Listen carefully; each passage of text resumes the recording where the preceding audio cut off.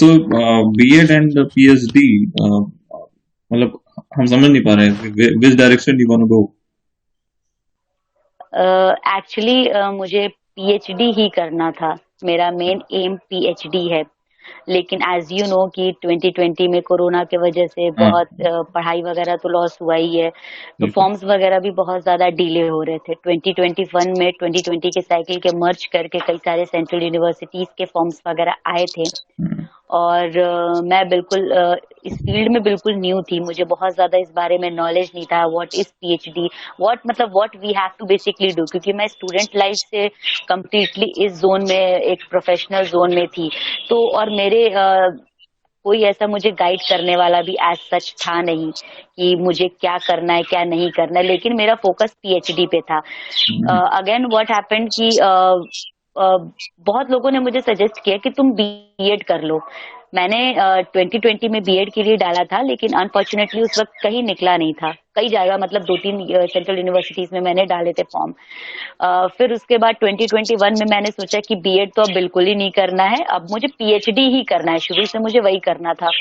लेकिन फिर वही है it is very difficult to get admission in PhD right now. What जो yeah, भी I understand. सिचुएशन है उसके हिसाब से। फिर I उसके बाद understand. मैंने सिर्फ एक जगह का भरा था, सिर्फ मैंने जामिया का भरा था कि चलो अगर किस्मत हुई तो यहाँ हो जाएगा। और एज जैसा हर स्टूडेंट चाहता है कि उसका ईयर लॉस ना हो, मतलब ऐसा ना हो कि बस घर बैठे हैं हाँ, और हाँ। कुछ हो नहीं रहा है। मतलब फिर वही मेरा भी सीन था। तो मैंने सिर्फ एक जगह जामिया का डाला था, शायद मेरी किस्मत में था या क्या। मेरा वहां पे सीट्स भी बहुत कम होती हैं हम्म, कॉमर्स सब्जेक्ट से। इंग्लिश मीडियम से एक सीट थे और उस पे मेरा एनरोलमेंट हो गया, मेरा सिलेक्शन हो गया उसमें। फिर अगेन इंटरव्यू के लिए भी कॉल आया था। वहां पे इंटरव्यूज वगैरह भी कंडक्ट की जाती हैं बीएड के लिए। इंटरव्यू के लिए भी मैं अच्छा। वहां पे अपीयर हुई थी, लकीली वहां पर भी मेरा सिलेक्शन हो गया। तो तो अभी किस फाइनली आई ईयर में गॉट है आप? Enrolled there. मतलब बीएड किस बिल्कुल ईयर में? अभी 2021 का ही मेरा एडमिशन है। अभी तो एक अगर महीने फिर हुए हैं क्लासेस चलते हुए। पीएचडी अगर इनरोलमेंट अगर इस टर्म में हो जाता है तो you have to drop the year, right? Yes yes I will come. मतलब मैंने यही सोच कर प्लान कर किया था कि अगर मेरा पीएचडी में हो जाता है then I will drop it. अच्छा, तो एक लोग और हैं। हेलो मिस्टर शालू खंडेलवाल जी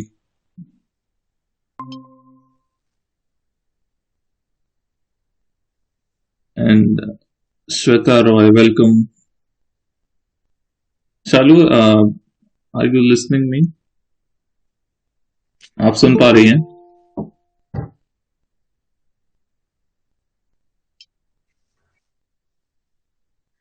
welcome Ankita Agarwal ji. Hello sir. Hello hello.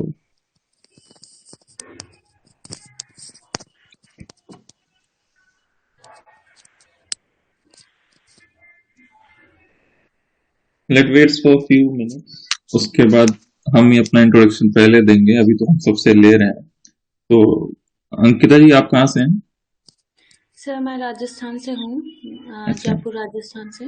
और मेरा BCom and MCom Rajasthan university से ही है। Great great. और नेट जेआरएफ है अभी अच्छा, दिसंबर। ईश्वर जी, आपने बीकॉम कब किया था यहाँ से, बनारस हिंदू यूनिवर्सिटी से? सर मैंने 2018 तक किया था, 2015 टू अरे, 2018। आप बैचमेट हैं मतलब। ये आप बैचमेट ही ना? बट आपका आप, सेक्शन क्या था उस नहीं वक्त? नहीं, आप फैकल्टी कौन सी थी, मतलब कहाँ थी आप? Main faculty. मेन फैकल्टी थी, अच्छा अच्छा। हम लोग डीएवी वाले हैं। अच्छा अच्छा, ओके ओके ओके। हाँ, हम बस एग्जाम देने तो आते थे आपके फैकल्टी में। जी जी जी जी जी। हाँ, मास्टर्स में मतलब मेरी ऑल इंडिया रैंक 11 आई थी और फैकल्टी मिल रहा था, लेकिन उस वक्त तक डीएवी से इतना लगाव हो गया कि I didn't opted for faculty of commerce. ओ, हाँ हाँ, तो फिर डीएवी। डीएवी ही किया मतलब। I have a lot of attachment with some of the professors there. वो बहुत एडमायर करते हैं हमको, और जब मेरा आईएम रायपुर में हो गया था तो मतलब दे वर वेरी ग्लैड। तो थोड़ा एक अफेक्शन टाइप का हो जाता है। ओके तो फिर हम ओके नहीं ओके। जाना चाहते थे। तो आपका होम टाउन कहाँ है? होम टाउन वाराणसी से बस थोड़ा सा दूर है, सोनभद्र।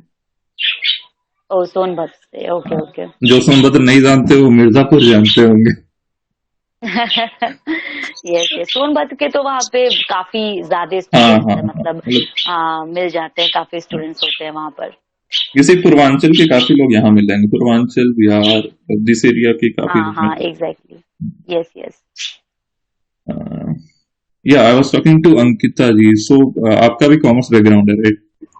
हाँ सर, कॉमर्स बैकग्राउंड है। अभी क्या कर रही हैं आप? सर अभी तो पीएचडी के लिए ट्राई कर रही हूँ। मतलब मास्टर्स किस ईयर में कंप्लीट हो गया था? आई होप नाइन सबका यहाँ पे 2020 तक मास्टर्स कंप्लीट हो चुका है, या 2021 का भी कोई है? 2019 में हुआ था sir.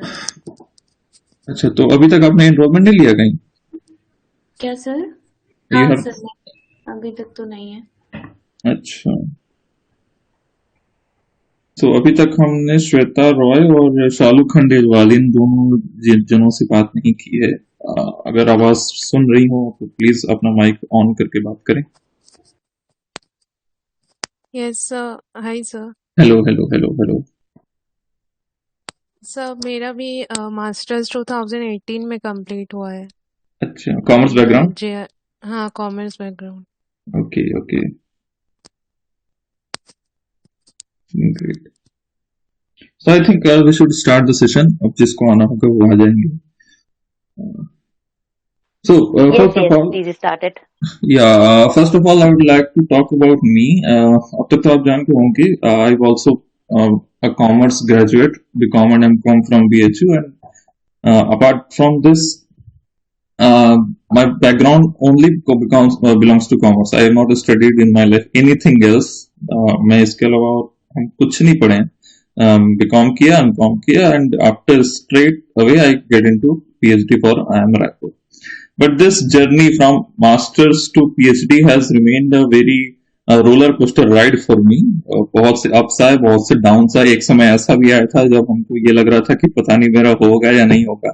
So I can understand the time when a candidate is not selected for its PhD or candidate is waiting to be enrolled in a PhD. तो वो जो टाइम होता है बहुत ही डिफिकल्ट होता है, and at that time you need a guidance. कोई आपको चाहिए जो आपको एक I think yes, Shalu, but everything is clear from my end. I think everyone can hear me, right? Yes, sir. So Shalu, yes sir. make sure that your internet connection is good. So I was saying that in that journey one requires an assistance कि आपको कोई guide करे, कोई बताए उस journey में, क्योंकि मैं अगर आप लोग आई होप सबको यूनिवर्सिटी सिस्टम से, कोई इंस्टीट्यूट सिस्टम से नहीं है, मतलब किसी न किसी इंस्टीट्यूट से बीटे या प्रोफेशनल डिग्री नहीं ली हुई है ना। तो इंस्टीट्यूट सिस्टम और यूनिवर्सिटी सिस्टम में okay okay, I understand Shalu, no issues. आप चैट करेंगे तब भी हम समझ जाएंगे कि आप क्या बोलना चाह रही हैं। तो इंस्टीट्यूट सिस्टम और यूनिवर्सिटी सिस्टम में थोड़ा डिफरेंस होता है, जिसकी वजह से प्रिपरेशन स्ट्रैटेजी थोड़ी बदल जाती है। तो मेरे पास ऐसे लोग तो थे जो हमको इंटरव्यू सिस्टम का गाइडेंस दे रहे थे कि इंटरव्यूज में कैसे आप स्ट्रैटेजी बिल्ड करके इंटरव्यू क्रैक कर सकते हैं। लेकिन when you aspire for institution like IIMs और आईआईटीज और NITs, the strategy gets something different direction. वहां पे चीजें बदल जाती हैं, डायमेंशन बदल जाते हैं, क्वेश्चन का तरीका बदल जाता है, क्वेश्चन का पूछने और आंसर करने का दोनों तरह के स्टाइल बदल जाता है। सो when I was doing my preparation, मेरा पहला इंटरव्यू हुआ था IIM इंदौर का, and it went drastically down. वो बहुत ही खराब चला गया। मतलब I was not able to answer even a single question. उसमें गलतियां क्या हुई थी वो भी हम बात करेंगे, लेकिन उसके बाद मैंने ये जान लिया कि you have to be definite with your research idea. एक चीज जो आपके माइंड में सबसे ज्यादा क्लैरिटी होनी चाहिए, वो होनी चाहिए रिसर्च आइडिया की, रिसर्च इंटरेस्ट की, कि आप एग्जैक्टली टच क्या करना चाहते हैं। जैसे कॉमर्स बैकग्राउंड है तो कॉमर्स में मैंने वीडियोस कुछ शेयर किए थे मेरे, तो वहां पे मैंने बात किया था कि कॉमर्स में फाइनेंस हो सकता है, एचआर हो सकता है, ओबी हो सकता है, मार्केटिंग हो सकता है, आईटी हो सकता है, इनकम टैक्स हो सकता है, बहुत कुछ हो सकता है। तो उसमें आप एग्जैक्टली टच क्या करना चाहते हैं। अगर आप फाइनेंस टच करना चाह रहे हैं तो फाइनेंस भी एक बहुत ही ब्रॉड फील्ड हो गई। फाइनेंस के अंदर घुसकर आप क्या करना चाह रहे हैं? कॉर्पोरेट फाइनेंस पे काम करना चाह रहे हैं, या फिर कैपिटल रिस्ट्रक्चरिंग पे काम करना चाह रहे हैं, वर्किंग कैपिटल मैनेजमेंट पे काम करना चाह रहे हैं, या फिर mutual funds, stock market, investment, personal finance, किस पे काम करना चाह रहे हैं? यहां तक की क्लैरिटी अगर आपके पास है तो you are one step ahead, आप एक कदम आगे हैं इंटरव्यूअर को कन्विंस करने में। कन्विंसिंग पावर बहुत जरूरी है और वो बिना क्लैरिटी के नहीं आएगी। Any question eight this point of time?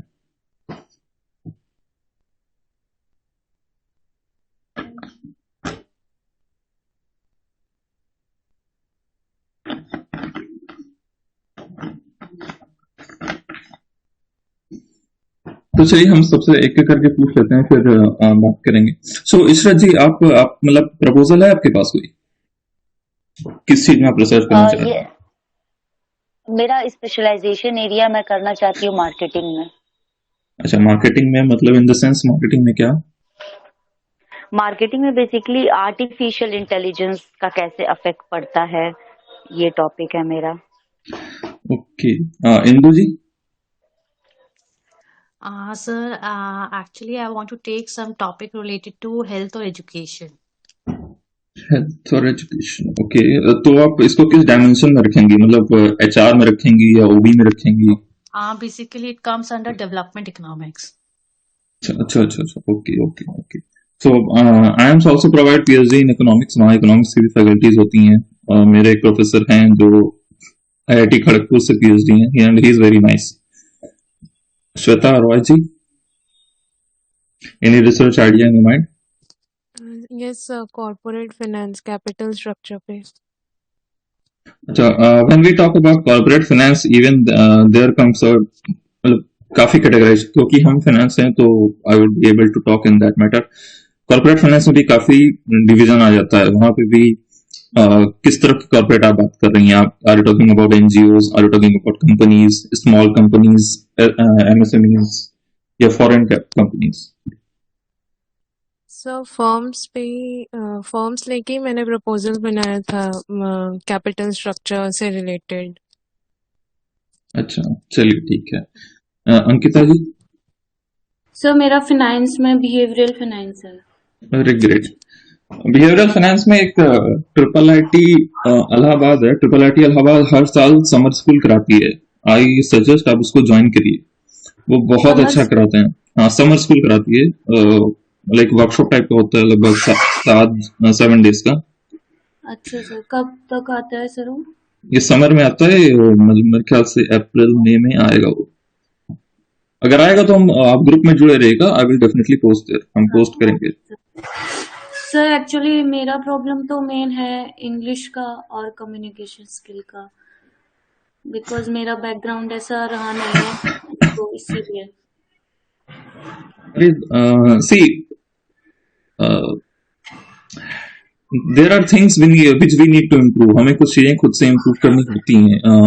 Interview, if there is a central university interview, वहां पे हिंदी लैंग्वेज काम कर जाएगी, स्टेट यूनिवर्सिटीज में भी काम कर जाएगी। लेकिन अगर आप IIM IIT एस्पायर कर रहे हैं तो आई डोंट थिंक कि वहां हिंदी लैंग्वेज काम करेगी। सर ये तो है। हाँ, तो आई होप कि सबको यहाँ डायरेक्शन IIM IITs के लिए चाहता है कि आप चाहते हैं हम सेंट्रल यूनिवर्सिटीज भी बात करें। सर अगर दोनों पे बात हो जाए तो बेहतर होगा। ठीक है, तो हम, हाँ श्वेता आप कुछ कह रही थी? सर मेरा इशू मार्क्स भी है। मेरा मार्क्स फर्स्ट क्लास नहीं है ग्रेजुएशन एंड पोस्ट ग्रेजुएशन में। सी, नो इशू। हम अगर इंटरव्यू कंसिडर करें ना, पीएचडी में 60% गेम इंटरव्यू का है। अगर आपका इंटरव्यू बहुत अच्छा गया है, हम अगर इंटरव्यू ले रहे हैं और हम आपसे कन्विंस्ड हैं, तो हम आपकी बाकी प्रोफाइल को उतना नहीं देखेंगे जितना हम आपके पर्सनल टच को देखेंगे। ठीक है ना? वो लिखने के लिए होता है, वेटेज मिलता है, ऐसा नहीं कि वेटेज नहीं मिलता है। 40% वेटेज आपके अदर चीजों को भी है। आपके मार्क्स हो गए, आपके एक्स्ट्रा करिकुलर एक्टिविटीज हो गई, आपके रिसर्च पेपर्स हो गए। अगर आपके पास पब्लिकेशन है, वो भी आपको एक एज दिलाएगा, वो भी आपको एक टॉप ऑफ द कॉर्नर दिलाएगा। लेकिन सिर्फ वही दिलाएगा ऐसा नहीं है। आप इंप्रेशन कैसा बना रही हैं, प्लस आपका प्रेजेंटेशन कैसा है। हर इंटरव्यू में प्रेजेंटेशन चाहिए।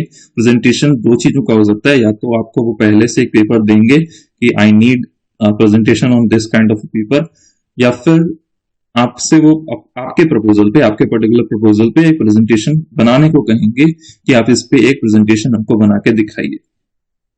तो आपको अपना प्रपोजल वहां पे प्रेजेंट करना होगा कि आप उसमें क्या करना चाहती हैं, आप उसमें रिसर्च का आइडिया क्या है, कौन से टूल यूज करेंगे, और आपके एक्सपेक्टेड आउटकम्स क्या क्या हैं। रिसेंटली एक प्रपोजल पे मैंने वीडियो बनाया हुआ है और आज वो 9 बजे अपलोड हो जाएगा, मतलब अपलोड हो जाएगा इस वीडियो के। ओके सर, ओके ठीक है। सर ये वीडियोस कहाँ पर अपलोड हो रहे हैं, यूट्यूब पे क्या? मैंने चैनल अगर आपको शेयर नहीं किया है तो अभी हम शेयर मतलब हाँ ठीक है ठीक है ठीक है ठीक है। हाँ, अब मेन क्वेश्चन कि हम इतना कर क्यों रहे हैं।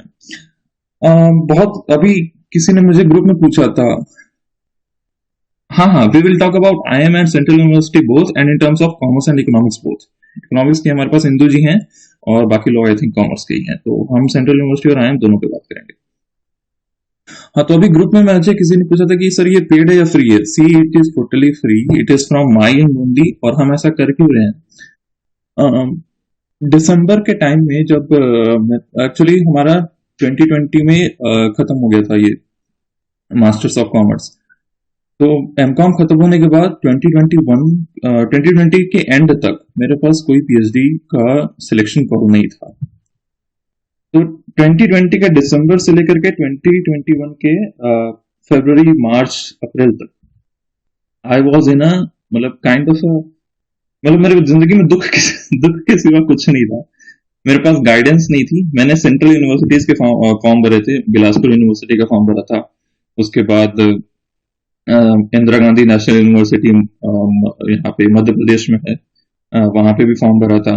राजस्थान यूनिवर्सिटी का फॉर्म भरा था, और बीएचयू तो फॉर्म भरा ही हुआ था। बीएचयू बहुत लेट चल रहा था, उसके सेशन 2019 के चल रहे थे और 2020 के फॉर्म्स आए भी नहीं थे, और जिनके आए थे उनका इंटरव्यू नहीं हो रहा था।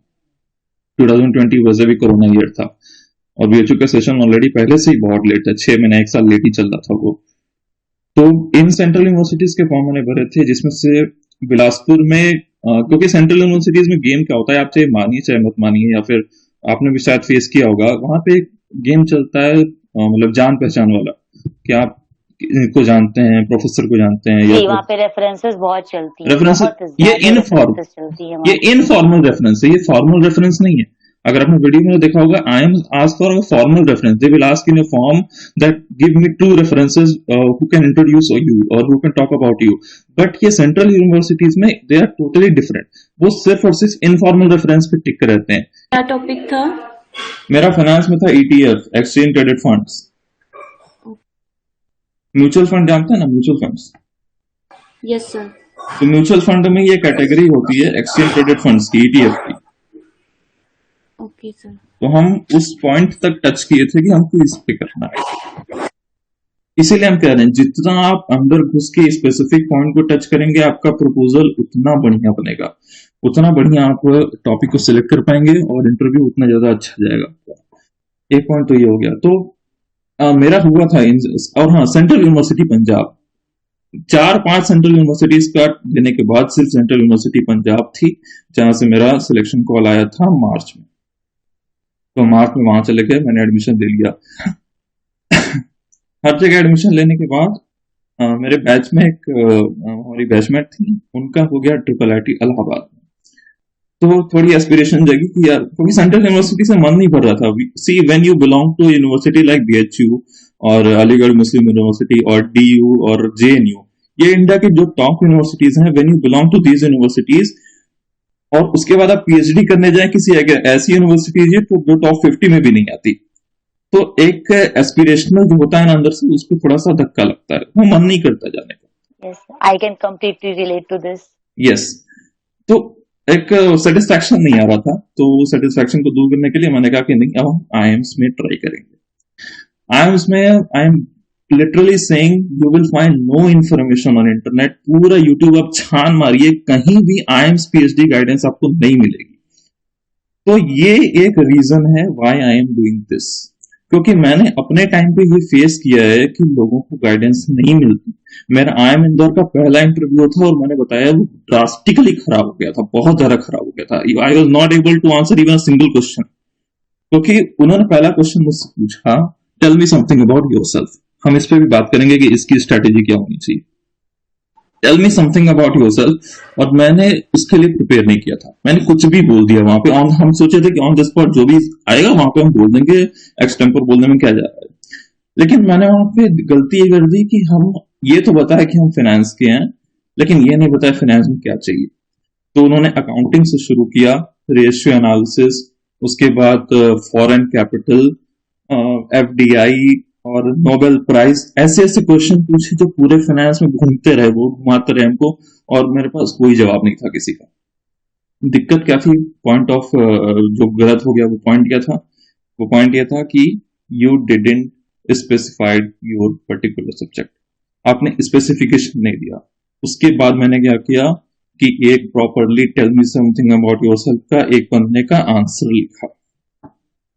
उसमें मैंने बताया ये मेरा बैकग्राउंड है, ये मेरा रिसर्च इंटरेस्ट है, ये मेरा अचीवमेंट है, हम इस चीज पे रिसर्च करना चाहते हैं, ये मेरा टॉपिक है। और इस टॉपिक के अलावा 2 एरियाज और बताया जिसपे हम इंटरेस्टेड हैं। फॉर एग्जाम्पल, मैंने बताया कि मैं म्यूचुअल फंड पर रिसर्च करना चाहता हूं, तो म्यूचुअल फंड के अलावा मैंने 2 एरियाज और बताए, एक बताया स्टॉक मार्केट, एक बताया पर्सनल इन्वेस्टमेंट। तो अब जो क्वेश्चन थे वो फिक्स हो गए, वो क्वेश्चन अब ब्रॉड डिवाइड नहीं हो रहे हैं, वो क्वेश्चन फिक्स हो गए हैं कि आपसे इन्हीं तीनों पे क्वेश्चन पूछा जाएगा, mutual fund, stock market, personal investment. तो ये एक स्ट्रैटेजी जो आपको बिल्डअप करनी है कि आप एक स्ट्रैटेजी, एक पॉइंट फिक्स कर लीजिए जिसपे आप चाहते हैं कि आपसे इंटरव्यू में क्वेश्चन पूछा जाए। बिकॉज पहला क्वेश्चन अगर आपसे ये पूछा जा रहा है कि tell me something about yourself, then it is in your hand, अब गेम आपके हाथ में है। उस सवाल का जवाब आप जिस तरह से देंगे, आगे के सारे क्वेश्चन, पूरा इंटरव्यू उसी डायरेक्शन में जाने वाला है। तो ये एक रीजन है जिसकी वजह से हम ये कर रहे हैं, और इसीलिए मैंने यूट्यूब चैनल तो वैसे 2019 में शुरू कर दिया था, और पहले एम था कि इस पे फाइनेंस और अकाउंटिंग और कॉमर्स के बारे में थोड़ी एजुकेशन दी जाएगी। लेकिन बाद में रियलाइज हुआ कि और भी चीजों की जरूरत है, तो हम इस पे पर्सनल इन्वेस्टमेंट के बारे में बात करते हैं, इन्वेस्टमेंट की थोड़ी जानकारी देते हैं, आपको कहाँ इन्वेस्ट करना चाहिए, कैसे आप अपने फंड्स को मैनेज कर सकते हैं, म्यूचुअल फंड, स्टॉक मार्केट वगैरह। फंड एनालिसिस के बारे में भी थोड़ी बात हो जाती है। और इधर भी जो हम सीरीज शुरू किए हैं वो यही है कि आईएम्स पीएचडी में कैसे आप क्रैक कर सकते हैं, और बाकी उससे रिलेटेड चीजें, रिसर्च प्रपोजल वगैरह पे वीडियो भी बन रहे हैं। तो this was about me, that why I am doing this, what is my motive. My motive is only कि मेरे साथ जो हुआ है वो आने वाले किसी भी कैंडिडेट के साथ ना हो। IM is a very good institution, आपको इतना सीखने को मिलेगा और इतना रिगरस इंस्टीट्यूट है कि वो किसी भी सेंट्रल यूनिवर्सिटी से मैच नहीं करता। सिर्फ एक ही 2 हैं जैसे जेएनयू वगैरह हो गए, वही मैच कर पाते हैं। अदरवाइज आईएम, आईआईटीज, एनआईटीज, इनके पीएचडी करिकुलम आपको इतना कुछ सिखाएंगे that you will be a better person when you will pass out from there. Any question at this point of time? Actually, I have one question. Huh. You said the research topic should be new. But like I read, like I was searching, like when I was trying to make my proposal, I find out that the research proposal should match with the research interest of the faculty. हाँ, ये भी एक point होता है। If they'll be like interested in like taking you. If they are not interested, if they are not aware about your topic, then they might not take you. Actually, this happened with me. I made earlier I was interested in financial economics, so I made a proposal on NPA crisis. And my first interview was with Punjab University. There's a research institute in Chandigarh, CRED. Okay. I wasn't aware at that time, and all the faculties there were having specialization in agricultural economics, and my topic was related to financial economics. So like I paid like around like 10,000 in those 10 days, and it was of no use because there was not even a single faculty there like whose specialization is financial economics. Now I know this, and I won't repeat this mistake कि मैं वहाँ financial economics का topic लेके जाऊँ जब मुझे पता ही है कि वहाँ कोई है ही नहीं उसका। ट्रू। तो ये एक थोड़ी सी रिसर्च करनी पड़ती है जब भी हम किसी यूनिवर्सिटी या किसी इंस्टीट्यूट में अप्लाई कर रहे हैं, तो एक थोड़ी सी रिसर्च ये करनी पड़ती है कि वहाँ के फैकल्टीज जो हैं उनका रिसर्च प्रीवियसली किस एरिया में रहा है। अगर वो आपसे रिलेट कर रहा है तो फिर आपको अप्लाई करना सक्सेसफुल होगा। अगर वो बहुत ही अलग है, जैसे आप बता रही हैं कि एक फाइनेंशियल इकोनॉमिक्स था और दूसरा एग्रीकल्चरल इकोनॉमिक्स था, तो ये तो डायमेंशन ही अलग हो गया ना। लेकिन ये नहीं होगा कि कोई कॉर्पोरेट फाइनेंस में प्रोफेसर है और उसके पास आप स्टॉक मार्केट का रिसर्च प्रपोजल लेके जाओ तो वो मना कर देगा। ये नहीं होता है। हम इस बारे में बात करते हैं कि अगर कोई फाइनेंशियल इकोनॉमिक्स में अगर कोई है और उसके पास अगर हम फाइनेंशियल इकोनॉमिक्स का कोई इकोनोमेट्रिक मॉडल लेके जाएं और उस पर हम रिसर्च प्रपोजल बनाएं और यहाँ बोले कि हम इस पे रिसर्च करना चाहते हैं, तो he will not reject you. And can we make like a single proposal for all the institutes? हाँ, मैंने ही किया था। ये एक्सचेंज ट्रेडेड फंड्स का जो रिसर्च प्रपोजल है, इफ अगर आप चाहेंगे तो हम दिखा भी देंगे, पीपीटी भी है, प्रपोजल भी है। तो वो प्रपोजल मैंने सब जगह दिया था, सेंट्रल यूनिवर्सिटी पंजाब से लेकर के IIM लखनऊ तक, हर जगह मैंने दिया था। एंड उसके लिए प्रिपेयर कैसे किया, मतलब कि like the questions which will be related to ETF. Yes. Do you read some book related to ETF या मतलब कैसे? मतलब क्या कहना चाह रही है, समझे नहीं। प्रपोजल्स वगैरह उस पे अगर पहले कोई प्रपोजल्स वगैरह बन रखे हैं तो आपको पेपर्स पढ़ने रखते हैं, रिसर्च पेपर्स पे गो थ्रू करना रहता है, रिसर्च प्रपोजल्स गो थ्रू करना रहता है, उससे रिलेटेड जो भी चीज न्यू आई रहती हैं, जो ट्रेंडिंग होती हैं, उसका क्या बैकग्राउंड रहा है, क्या उससे रिसेंट डेवलपमेंट्स क्या रहे हैं, उससे अगर कोई मैगजीन उस टॉपिक से रिलेटेड आ रही है, तो basically these are the things to be prepare for interview, these are the things they will ask definitely. Okay, एक पॉइंट पे पहुंचना कि हमको किस पे रिसर्च करना है, ये एक डिफिकल्ट टास्क हो सकता है और ये 50% काम कर देता है आपका इंटरव्यू क्रैक कराने में या फिर आपको फर्दर रिसर्च करने में। तो उस टॉपिक पे आप सबसे पहले, इसके एक हायरार्की है, सबसे पहले आपको एरिया पता होना चाहिए। फाइनेंस आपको पता है, वो आपका कुछ काम यहाँ पे हो गया। फाइनेंस के अंदर आपके इंटरेस्ट होते हैं। देखिए फाइनेंस में दिक्कत है, कुछ लोगों को मैथमेटिक्स से प्रॉब्लम होती है तो वो थ्योरेटिकल एस्पेक्ट्स में जाते हैं फाइनेंस के। कुछ लोगों को मैथमेटिक्स थोड़ी स्ट्रांग होती है या उससे लगाव होता है तो इकोनोमेट्रिक्स टाइप की चीजों में जाते हैं। तो यहाँ पे भी आप ब्रॉड डाउन कर सकते हैं कि आपका इंटरेस्ट क्या है और आप किन चीजों पे काम कर सकते हैं। ऐसा कुछ भी मत लिखिए जिसपे आपको नॉलेज नहीं है या जिसपे आप काम नहीं कर पाएंगे, जो आपको बताने में या फिर कन्विंस करने में दिक्कत होगी। जैसे फॉर एग्जांपल अपनी बात करें तो अगर मेरा इंटरेस्ट म्यूचुअल फंड और स्टॉक मार्केट पे है और हमसे कोई वर्किंग कैपिटल मैनेजमेंट से बात करना चाहेगा, अगर हम प्रपोजल इस पे बना दें कि इस पे मैटर बहुत अच्छा अवेलेबल हो जाता है, काफी सारे प्रपोजल और पेपर्स ऑलरेडी अवेलेबल हैं, तो यहां पे दिक्कत हो जाएगी कि जब इंटरव्यू क्रॉस क्वेश्चन करेगा तो मेरे पास आंसर नहीं होंगे। I hope you are getting what I am trying to say. Yes yes. तो यहाँ पे ये प्रॉब्लम आती है। तो आप अपने इंटरेस्ट पे स्टिक रहिए कि मेरा पर्टिकुलर इंटरेस्ट क्या है। वो इंटरेस्ट को आप ट्राई करिए मैच करने की कि आप जिस इंस्टीट्यूट में अप्लाई कर रहे हैं वहां के प्रोफेसर ने पहले इससे रिलेटेड कोई काम किया हुआ है तो बेस्ट है, अगर नहीं किया हुआ है तो फिर आप चेंज कर सकते हैं, थोड़ा बहुत अल्टरेशन उसमें आ सकता है। लेकिन जैसा हम कह रहे हैं कि ऐसा नहीं होगा कि कोई कॉर्पोरेट फाइनेंस का प्रोफेसर है और वो आपको स्टॉक मार्केट पे मना कर देगा, ये नहीं होता है। ओके। नेक्स्ट थिंग कि इंटरव्यू में क्वेश्चन कहाँ से पूछे जाते हैं, बहुत ज्यादा दिक्कत इस पे भी आता है और मेरे पास भी ये दिक्कत था। इंटरव्यू में क्वेश्चन पूछा कहाँ से जाता है, सिर्फ 2 डायमेंशन आपको प्रिपेयर करनी है। एक प्रिपेयर करनी है आपको रिसर्च मेथोडोलॉजी और दूसरी प्रिपेयर करनी है आपका पर्टिकुलर सब्जेक्ट। सिर्फ इन दोनों पे काम करिए और कोई काम मत करिए।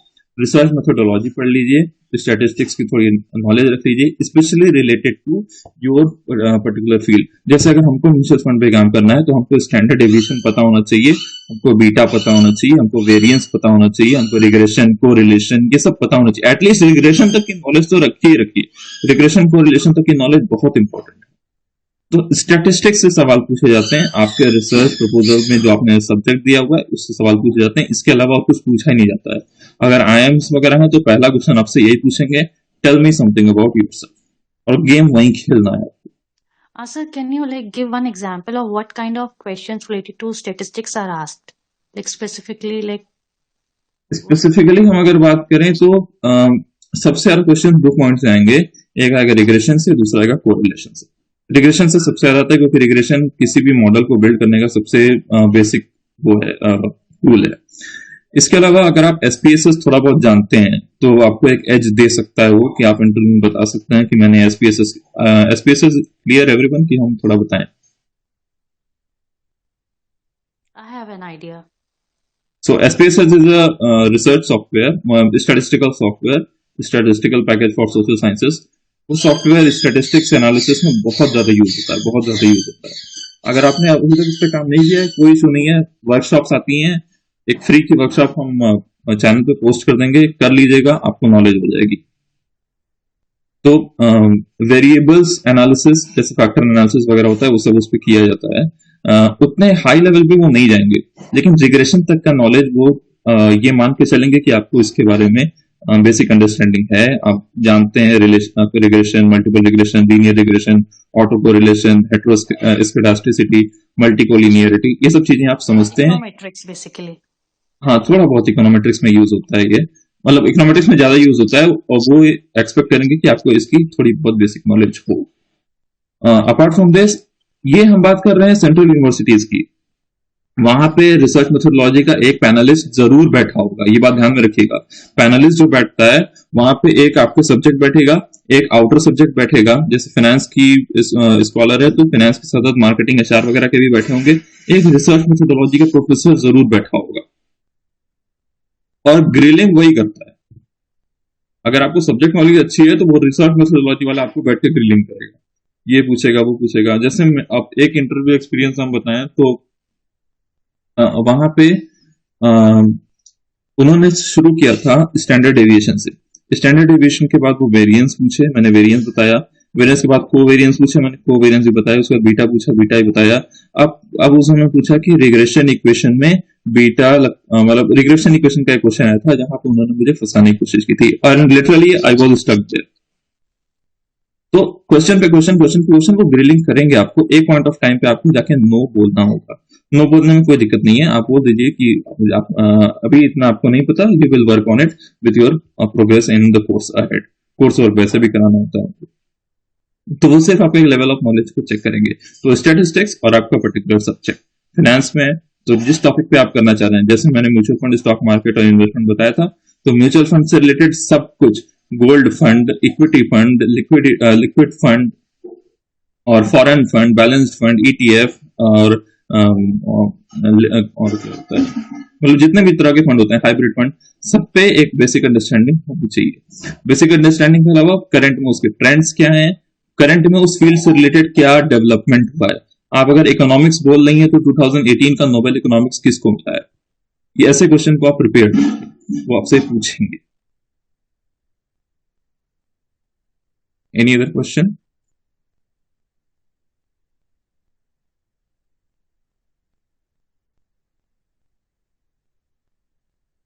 एक डिफरेंस और इस टाइम में क्रिएट हुआ है फिजिकल इंटरव्यू का और ऑनलाइन इंटरव्यू का.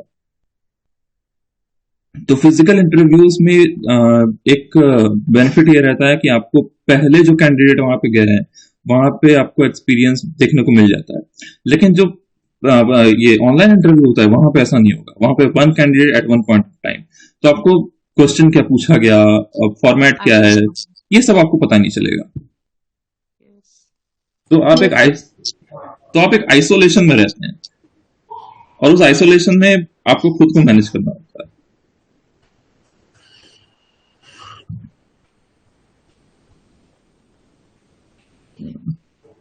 और भी क्वेश्चन बताइए आप, अदरवाइज हम आगे. जैसे मैंने सुना है कि आईएम्स में आरएम पे ज्यादा क्वेश्चंस आते हैं, और क्वेश्चंस भी हाँ, आईएम्स पे आते हैं. अब आईएम्स पे आते हैं तो नहीं, आपने अगर आईएम्स वाले उतना नहीं पूछेंगे. आईएम्स वाले पूछेंगे आपका डोमेन. देखिए आईएम, हाँ बोलिए. सर मैंने मैथमेटिक्स का भी सुना है कि आईएम्स में मैथमेटिक्स पे भी ज्यादा फोकस करते हैं, and RM statistics, mainly statistics पे. देखिए, अगर आप आईएम्स और आईआईटीज में अप्लाई कर रहे हैं तो एक बेसिक डिफरेंस हम आपको बता रहे हैं.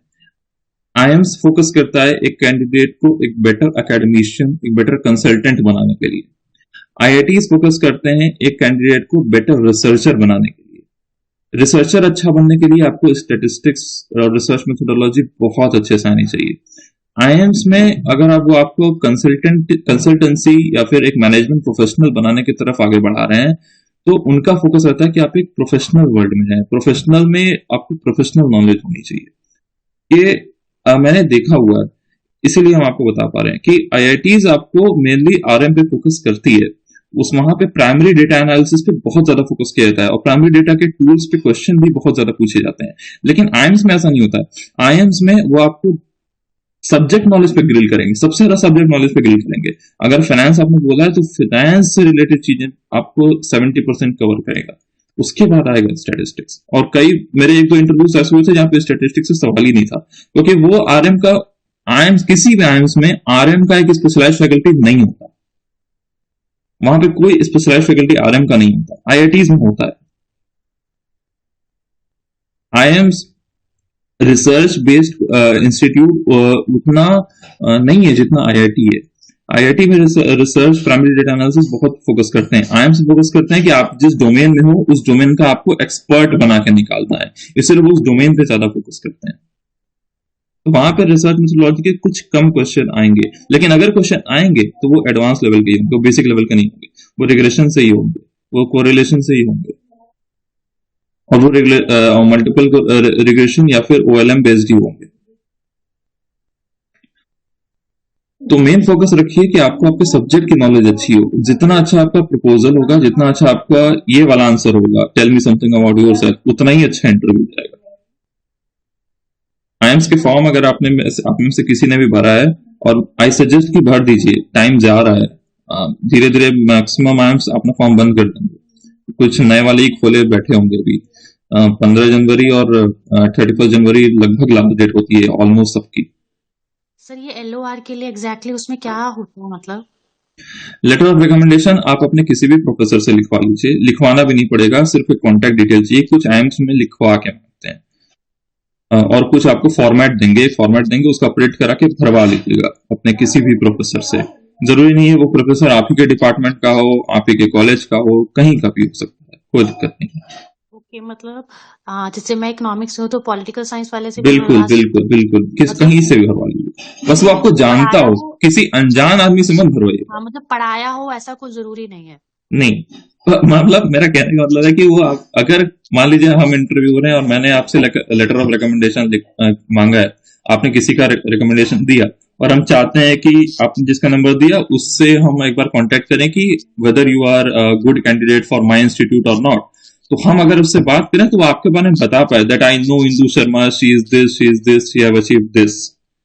ओके, ठीक है ना, ऐसा पर्सन होना चाहिए। कोई मतलब कोई ऐसा ना हो जो आपके बारे में बात ही ना कर पाए या जो आपको जानता ही ना हो, फिर लेटर ऑफ रिकमेंडेशन का कोई मतलब नहीं, ओके, है ना। बस ये जरूरी नहीं है कि वो आपके इंस्टीट्यूट का ही हो, कहीं का भी हो, बस आपके बारे में बात कर पाए। अगर जरूरत पड़ी तो रेयरली वो कॉल करते हैं, वो कॉल नहीं करते हैं।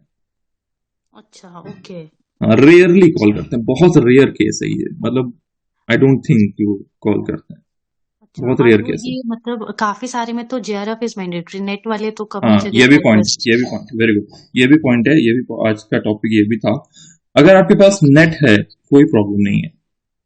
मेरे साथ के, मेरे बैच के ही कुछ एक लोग, एक या दो लोग हैं, उनके पास नेट है, दे आर नॉट जेआरएफ।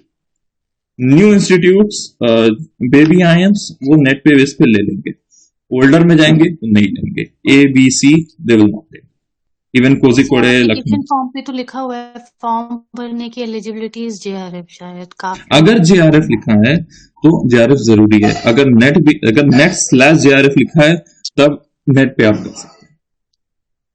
अब देखिए, अगर आप आईएम बोधगया का फॉर्म भर रहे हैं, आईएम अमृतसर का फॉर्म भर रहे हैं, आईएम संबलपुर का फॉर्म भर रहे हैं, आईएम नागपुर का फॉर्म भर रहे हैं, आप नेट के बेस से भर दीजिए, कोई दिक्कत नहीं है।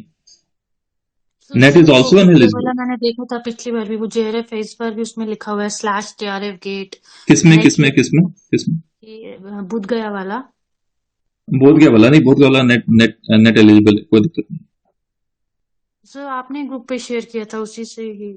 हाँ, अगर मुझे इन्फॉर्मेशन मिल जाती है तो हम डाल देते हैं। तो अगर नेट / जेआरएफ लिखा है that mean NET are eligible. नहीं, नेट है ही नहीं, गेट जेआरएफ लिखा हुआ है, सिर्फ जेआरएफ। किस फील्ड की बात कर रही हैं, मतलब स्पेशलाइजेशन कौन सा था, इकोनॉमिक्स?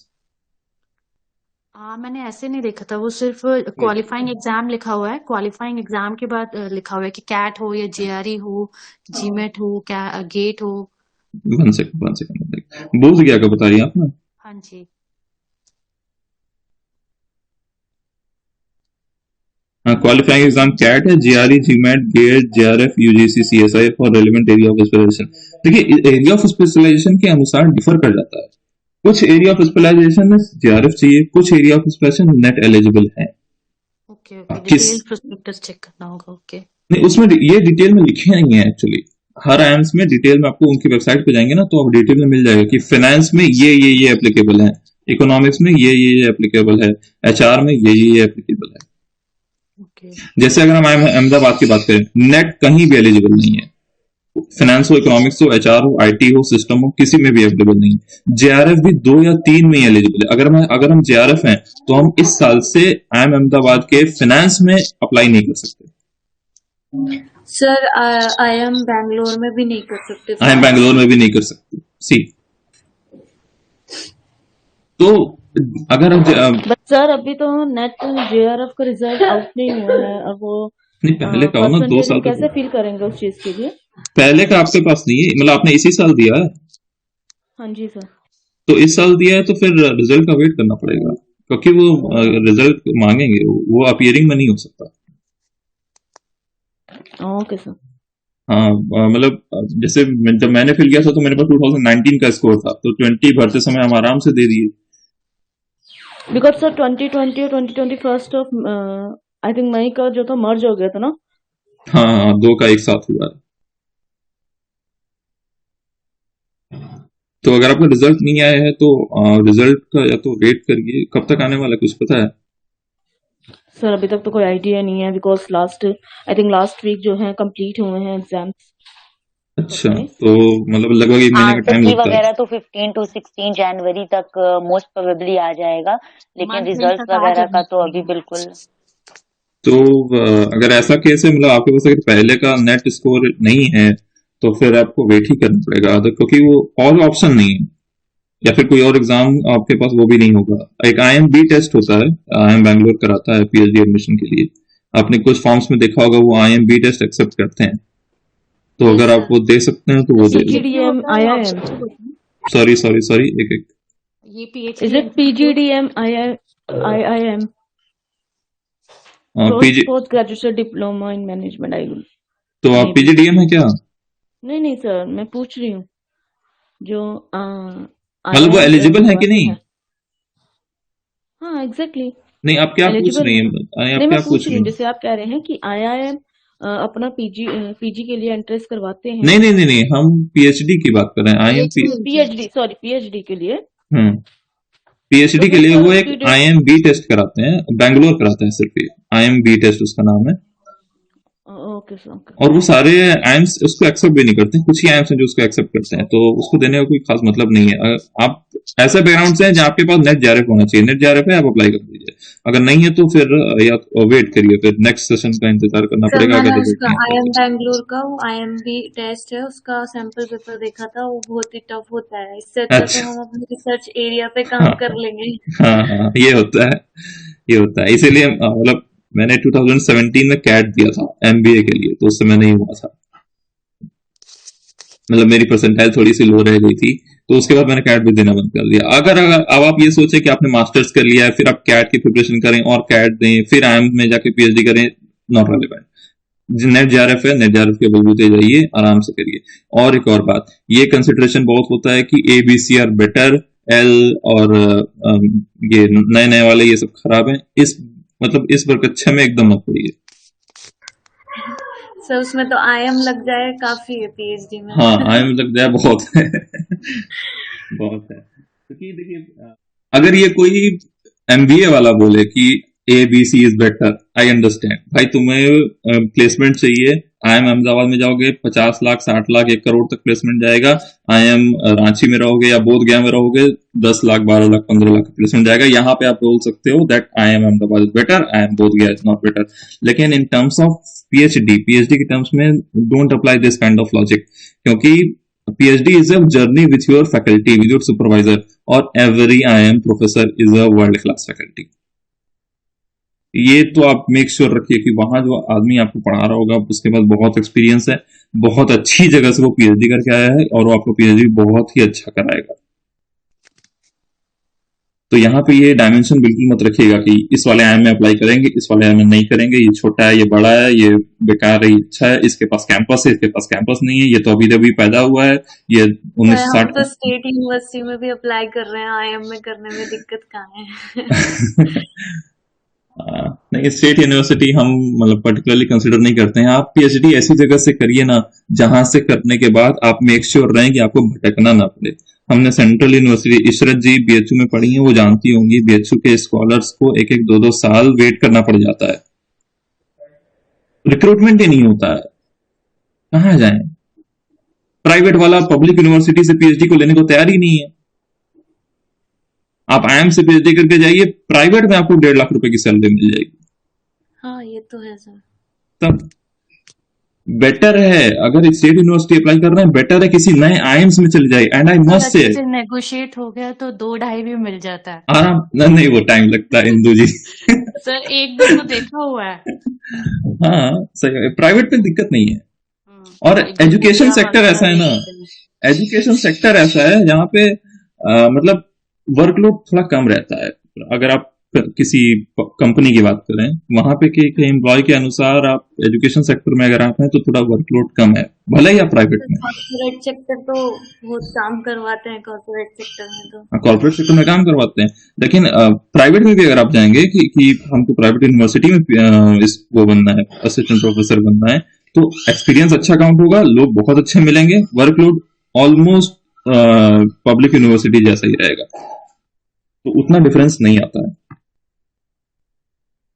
और आईएम्स आपको इसके लिए पूरी तरह तैयार कर देगा। हम फेस कर रहे हैं, मतलब 2 टर्म मेरा बीत चुका है, लगभग 6-7 महीने आईएम रायपुर में बीत चुके हैं, और इतना रिगरस हम मतलब आई थिंक 12th के बाद इतनी पढ़ाई मैंने नहीं की थी बीकॉम और एमकॉम में। इतना रिगरस वो नहीं रहता है, करिकुलम नहीं रहता है बीकॉम और एमकॉम का, क्योंकि एकेडमिक डिग्री है। लेकिन जब आप एक प्रोफेशनल इंस्टीट्यूट में चले जाएंगे, प्रोफेशनली सब कुछ मैनेज होगा, सुबह से लेकर शाम तक क्लासेस चलेंगी, असाइनमेंट मिलेंगे, ग्रेड्स मिलेंगे, प्रोजेक्ट्स मिलेंगे, सेमिनार्स होंगे, सब कुछ होगा, और आपको पढ़ के जाना पड़ेगा, बिना पढ़े काम चलेगा ही नहीं। तो सीखने को बहुत कुछ है, जानने को बहुत कुछ है, और एक अच्छा करियर बनाने की बहुत अच्छी अपॉर्चुनिटी है। तो आई डोंट सजेस्ट कि आप किसी स्टेट यूनिवर्सिटी में अपना 4 साल 5 साल वेस्ट कर दें और कुछ सीखने को भी ना मिले। एंड ऑफ द डे आपको या तो घूस देना पड़ेगा या फिर आपको जान पहचान का सोर्स लगाना पड़ेगा। अगर नॉर्थ इंडिया की बात करें स्पेशली, तो आई am not talking about south.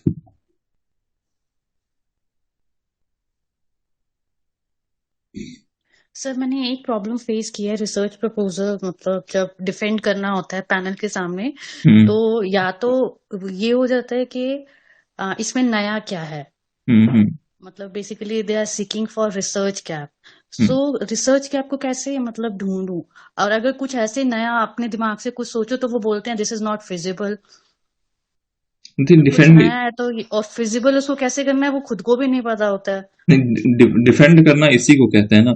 Defend आप एक ही तरीके से कर सकती हैं, प्रीवियस लिटरेचर से। आपने अगर कोई गैप ढूंढा है तो जाहिर सी बात है वो आपके दिमाग में अपने आप नहीं टपका होगा, आपने कहीं पढ़ा होगा, आपने कुछ पेपर्स देखे होंगे और आपने फाइंड किया होगा।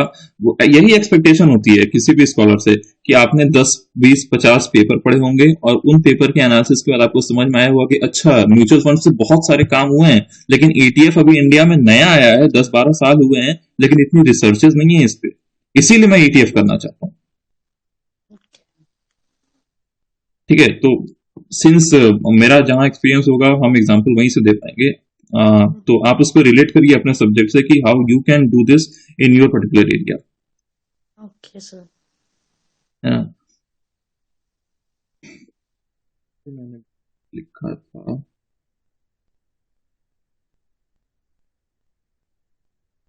बिहेवियरल फाइनेंस भी न्यू टॉपिक है। हाँ, बहुत न्यू टॉपिक है, बहुत न्यू टॉपिक है, बहुत न्यू टॉपिक है। हाँ बिल्कुल, आई एग्री। अभी 2 दिन पहले हमारे जितने स्कॉलर्स हैं फाइनेंस में IIM रायपुर के, इस बैच में जो मेरे बैचमेट्स हैं, हम लोगों ने एक IIM अहमदाबाद का कॉन्फ्रेंस अटेंड करना चाह रहे थे, तो प्रोफेसर से बात कर रहे थे, तो वो भी हमें यही सजेस्ट कर रहे थे, बिहेवियरल फाइनेंस। वो पूछ रहे थे कि जब से वो नोबेल प्राइज मिला है इसमें किसी को 1-2 साल पहले, तब से ही 2000 इसे धमाका मचाया हुआ है। मैंने 17 में हुआ था, रिचर्ड थैलर पूरी को दुनिया मिला है। को इसी पे 18 काम 18 करना है।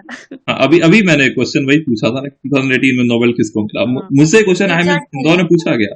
हाँ, रिचर्ड थैलर, वो नच थ्योरी नच थ्योरी। नच थ्योरी पे काम किया उन्होंने, बहुत ही सर धमाकेदार सबसे काम। पहले तो इसमें डेनियल कहमेन ने काम किया सबसे अच्छा, तो फिर डेनियल कैमन, आई थिंक उन्होंने हर्ड बिहेवियर किया था, या फिर और भी बिहेवियरल इकोनॉमिक्स का मतलब जन्मदाता उन्हीं को कहा जाता है, बिहेवियरल इकोनॉमिक्स का, बिहेवियरल तो फाइनेंस का। जैसे बिहेवियरल फाइनेंस में क्या है, मोस्टली तो जो बायसेस है उस पे फोकस रहता है हम्म कि इंटरव्यूअर का। जैसे मैंने सेंट्रल यूनिवर्सिटी ऑफ राजस्थान का हम्म इंटरव्यू दिया था, हम्म तो उसमें बायसेस के बारे में पूछते हैं नॉर्मली, हम्म। और उन्होंने सबसे ज्यादा आरएम पूछ डाला अच्छा, एकदम क्यों डीपली, पूछा? एसपीएसएस। क्यों पूछा आप जरा बताइए, उन्होंने आरएम क्यों पूछा आपसे? आप ही का इंटरव्यू था? सर मतलब आप किसकी इंटरव्यू की बात कर रही हैं, किसका हुआ था ये? सेंट्रल यूनिवर्सिटी ऑफ राजस्थान का मतलब आप ही का हुआ था ना? हाँ सर, मेरा ही तो हुआ था। आरएम क्यों पूछ डाला, जरा बताइए उसको, क्यों पूछा उन्होंने आरएम इतना आपसे? पता नहीं सर, आरएम उन्होंने बस इसलिए मैं पूछा, तो हम बता रहे, आरएम उन्होंने इसलिए पूछा क्योंकि बिहेवियरल फाइनेंस पे स्टडी करने के लिए आपको बिहेवियरल स्टडी करनी होगी, और behavioural study is yes dependent on primary data analysis. Primary data analysis means you have to be very very strong with statistical and RM part, बहुत स्ट्रांग होना चाहिए, तभी आप प्राइमरी डेटा एनालिसिस कर पाएंगे, यस सर, ये तो है ना? अगर प्राइमरी डेटा पे काम करना है, बिहेवियरल फाइनेंस एक ऐसी चीज है जहां पे आपको प्राइमरी डेटा पे काम करना होगा। You have to do a survey से आप डेटा कलेक्शन करेंगे, उसके बाद एनालिसिस करेंगे उसमें। हाँ सर, मेरे रिसर्च मेथोडोलॉजी भी यही है एक्चुअली। हाँ, तो अच्छा, आई सजेस्ट कि आप लोग एक रिसर्च मेथोडोलॉजी, मतलब सॉरी रिसर्च पेपर या प्रपोजल जो भी आपको करना है, वो आप अगर आप बना लें तो उस ग्रुप में डालें, तो मेरे पास एक आइडिया होगा कि अगर कोई इम्प्रूवमेंट होगी तो I could have suggest. Sir ऐसे ग्रुप में तो नहीं डाल सकते अपना रिसर्च प्रपोजल।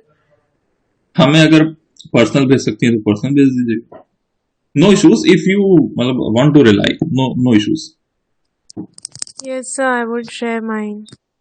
आप सजेस्ट कर दीजिएगा, हमको लगता है क्योंकि अभी मेरे पास है किसी का काफी। आया था, जब ये ग्रुप हम बनाए थे, ग्रुप बनाने के बाद अभी 2 दिन या 4 दिन पहले किसी का आया था, वो हमसे पूछ रही थी, वो अभी इस वेबिनार में तो नहीं है, इसलिए हम 1 दिन पहले से बता कर रखे थे कि जिसको भी चाहिए वो आ जाए। तो उन्होंने मैंने सर एक आई दो विल ने आल्सो सजेस्ट किया शेयर था। माइन। हाँ, no issues, if you can rely, I don't have any problem. Yes sir, okay. मेरे पास जितना बन पड़ेगा उतना कर दो। Anita's problem is like she doesn't want to share with everyone. Like she has no problem sharing with you. हाँ Because exactly ultimately sir. like, they are competing with each other for a seat, na? So I think yes that's the issue. That's her issue. No problem, I understand. मेरे पास भी बहुत सारे मुंह हैं, even तो हम किताब भी नहीं देते किसी को। हाँ, तो ऐसी चीजें होती हैं, आई सर अंडरस्टैंड, पीएचडी होता ही ऐसा ही है। I understand. अब हमें प्रपोजल की जरूरत नहीं है, तो यू कैन इजीली शेयर, हाँ आई डोंट। यही तो सर, अगर हाँ, ग्रुप में करेंगे तो हाँ सबको जरूरत है sir. I understand. Pardon from my part, आप पर्सनल पे शेयर कर लीजिए, नो इश्यूज। कोई क्वेश्चन है तो पूछ लीजिए, आई don't have any problem with this. Sir बस मेरा क्वेश्चन, मेरा सबसे बड़ा प्रॉब्लम कम्युनिकेशन स्किल है। मैं स्टक हो जाती हूँ सर बिल्कुल इंटरव्यू में कि क्या बोलूं। मतलब मुझसे सेंट्रल यूनिवर्सिटी ऑफ राजस्थान में ये पूछा गया, आप क्या मेजर करना चाहते हो, जबकि मुझे पता है कि मेरे वेरिएबल्स हैं जो भी, उन्हीं को तो मेजर करना है ना लास्ट में मुझे। मैं वो भी नहीं बता पा रही हूँ उनको। ये थोड़ी सी होती है दिक्कतें। When I was in MCom, तो even when I was in bachelor, जब मेरा बीएचयू में बैचलर्स हुआ था, तो हम पहली बार मतलब घर से बाहर पढ़ने के लिए कुछ निकले थे। तो अच्छा, थोड़ा ये भी था कि स्टेज फियर सबको होता है, पहले बार में सबको होता है, चाहे वो फिजिकल मोड में हो या फिर ऑनलाइन मोड में हो, थोड़ा बहुत फियर होता है। उससे बचने का एक ही तरीका है प्रैक्टिस, और कुछ नहीं। जैसे आप अभी हमसे बात कर रही हैं, you are talking with me for first time ना, इससे पहले थोड़ी इंटरेक्शन हुआ हमारा, इससे पहले इंटरेक्शन तो हुआ नहीं है। अच्छा, इसके सोल्यूशन के लिए मैंने एक पोल डाला था ग्रुप में, मुझे नहीं पता, मैंने वो पोल वोट किया। हाँ, कि मॉक इंटरव्यूज मतलब अगर किसी को चाहिए तो हम मॉक इंटरव्यूज का सेशन रख सकते हैं, संडेज को जब भी हम फ्री हों एक मॉक इंटरव्यू सेशन रख सकते हैं। 2-4 फ्री रख देंगे, उसके बाद कुछ पेड रख देंगे, तो ऐसे सर होगा यहाँ क्या? हाँ हाँ, आप मेजर कर सकते हैं हमारा कॉन्फिडेंस लेवल, हमारा कम्युनिकेशन लेवल है, बिल्कुल हमारा बिल्कुल बिल्कुल। नॉलेज और ये अलग सब अलग। चीजें से ना, मतलब मेरे पास भी I am only 6 month old scholar, 6 month से पहले हम स्कॉलर नहीं थे, तो उस जो भी एक्सपीरियंसेस हैं, वो चाहे वो बीएचयू का हो, चाहे वो आईएम रायपुर का हो, that only experiences have build me upon this. I think experience वहां जाने के बाद तो अलग मिलता है, लेकिन जो पीएचडी में एडमिशन लेने के जो एक्सपीरियंस होते हैं ना, वो मेन होते हैं sir. Definitely, and this is the only reason why I am doing this. मेरे पास और भी कारण हैं, जैसे मेरा एक खुद का यूट्यूब चैनल भी है जहां पे हम ये सब काम करते आए हैं, लेकिन एक ऐसी गैदरिंग मिलना जहां पे एक अपकमिंग स्कॉलर है, उसके पास कुछ इश्यूज हैं और उसके डाउट सॉल्व करने के लिए रिसोर्सेज अवेलेबल नहीं है, तो दिस इज बिल्कुल द ये पूरे यूट्यूब पे नहीं है सर। पूरा। हम स्टार्टिंग में यही बताया हूं कि आप छान मारिए, अभी आप छान मारिए, आपको सेंट्रल यूनिवर्सिटीज की गाइडेंस मिल जाएगी, वहां क्या हो रहा है, आईएम से गाइडेंस नहीं मिलेगा, आईटी से गाइडेंस नहीं मिलेगा, क्योंकि वहां के स्कॉलर्स बहुत बिजी हैं भाई। हम ही लोग मतलब हम बहुत मुश्किल से ये काम कर पाते हैं। सर मैंने आपका जब ये मैसेज पीएचडी ग्रुप में देखा, मैंने फटाफट ज्वाइन किया इसीलिए कि हाँ मेरे को कोई मिला फाइनली। नहीं, कभी भी कोई भी क्वेश्चन हो, हम मॉक इंटरव्यूज की बात कर रहे हैं, प्लानिंग में है। पहले सबसे पहला काम आप लोग ये करिए कि आप लोग फॉर्म भरिए, डेट मिस मत होने दीजिए। फॉर्म भरने में टाइम लगेगा, एक दिन में फॉर्म नहीं भरा जाएगा, ओके सर। 4-5 दिन लगेंगे। आपको एसओपी लिखना होगा, एसओपी की बात हम नहीं किए। Statement of purpose, it is different from research proposal. मेरा लेटेस्ट वीडियो इसी पे है, please watch, I suggest please watch. No viewership requirement, आप सिर्फ अपने सर बेनिफिट के तुम्हारे लिए से एक बार देखिए। शेयर कर दो, मुझे तो पता ही नहीं है कौन हम से कर वीडियोस की देंगे, हम बात कर हो रही है। अरे ठीक है, यस हम सर, कर देंगे, शेयर नो कर इश्यूज। दी। हाँ मेरा ही चैनल है, हम कर देंगे। बस एक रिक्वेस्ट है, कुछ कंसिडरेशन है तो सिर्फ सब्सक्राइब कर लीजिएगा और कुछ मत करिएगा। हाँ सर वो तो यस करना ही है। वो हम ऑलरेडी कर चुके हैं जब आप डाले थे। अच्छा, okay, thank you so much. Sir हम मतलब मेरा तो ये पॉइंट है कि सबसे ज्यादा तो स्टैटिस्टिक्स का हमें पता चलेगी, हमें कहाँ से टॉपिक्स उठाना है और क्या पढ़ना है। सर स्टैटिस्टिक्स जो का रिग्रेशन आपने बोला वो कहाँ पे पढ़े? रिग्रेशन देखिए, लीनियर मैंने अभी तक बाइलिनियर। कवर नहीं किया है, आप कुछ यूट्यूब पे रिग्रेशन के बारे में बहुत नॉलेज है। सर एक आप बुक एक बार अपना प्रपोजल और पीपीटी बोल रहे थे ना, एक बार वो शेयर कर दीजिएगा, उससे थोड़ा आइडिया होगा हम कि अभी कैसे क्या अभी करना दिखा है। दे रहे हैं। अभी ये बात खत्म हो जाए, कितना 9:30 हो रहा है, 10 बजे तक का टाइम है हमारे पास, ये बातें खत्म हो जाए फिर हम अभी आपको अभी लाइव दिखा देते हैं। मेरे पास है, ओके वो सर। पीपीटी भी है, प्रपोजल भी है। हम इवन पेन टैब लेके बैठे हुए हैं, कुछ भी समझाना हुआ हम लिख के समझा देंगे। Okay sir.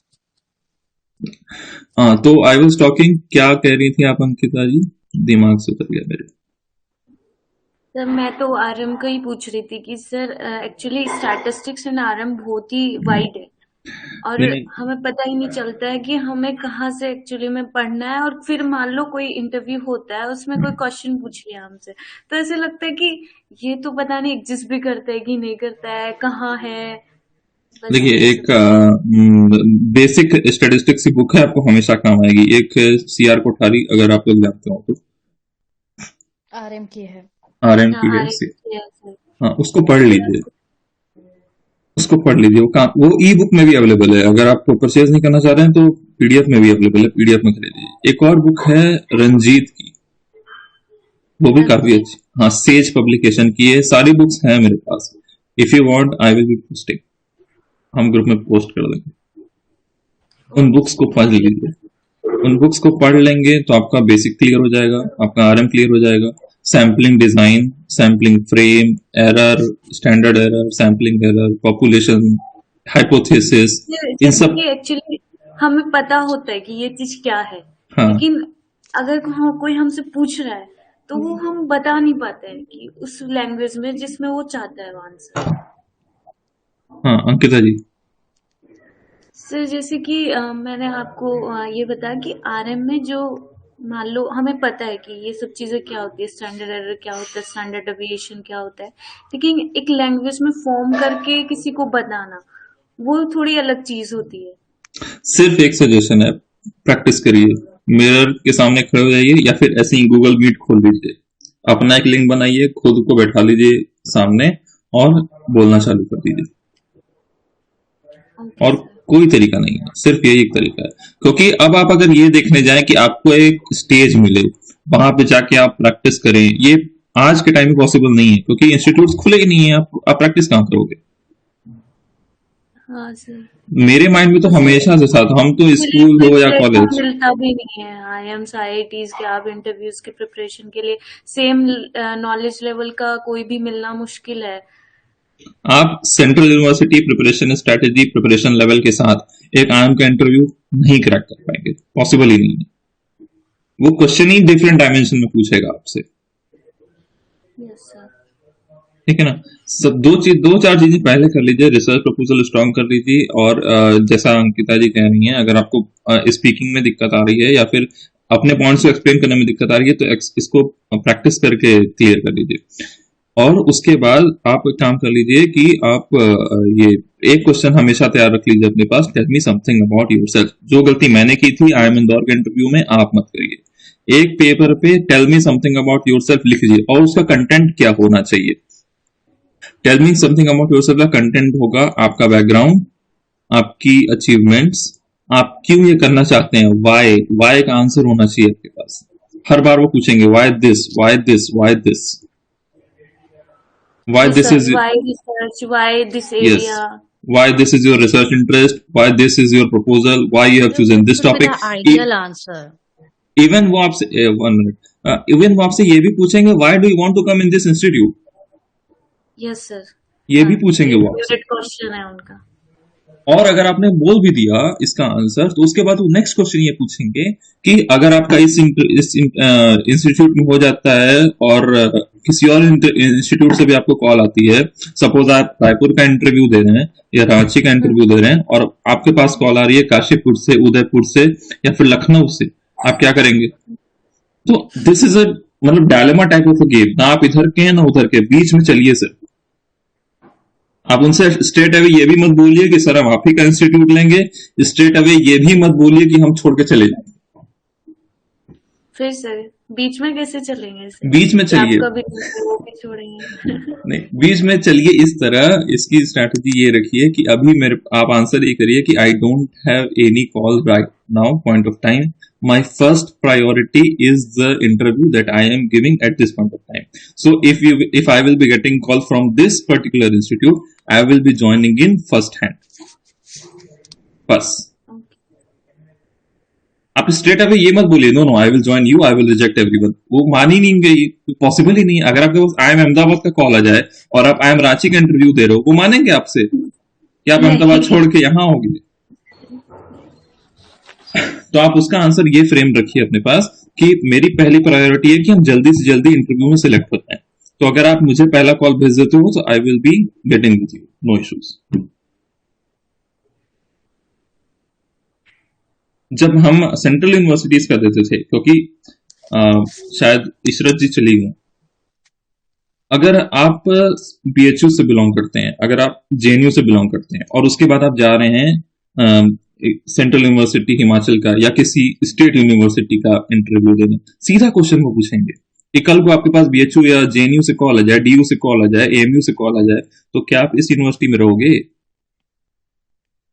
और सिर्फ इसी के बेस पे मेरा इंदिरा गांधी नेशनल यूनिवर्सिटी अमरकंटक मध्य प्रदेश, इसका में मुझे इसीलिए नहीं लिया क्योंकि ये बंदा बीएचयू का है, अगर इसके पास बीएचयू का कॉल आ जाएगा तो ये छोड़ दे।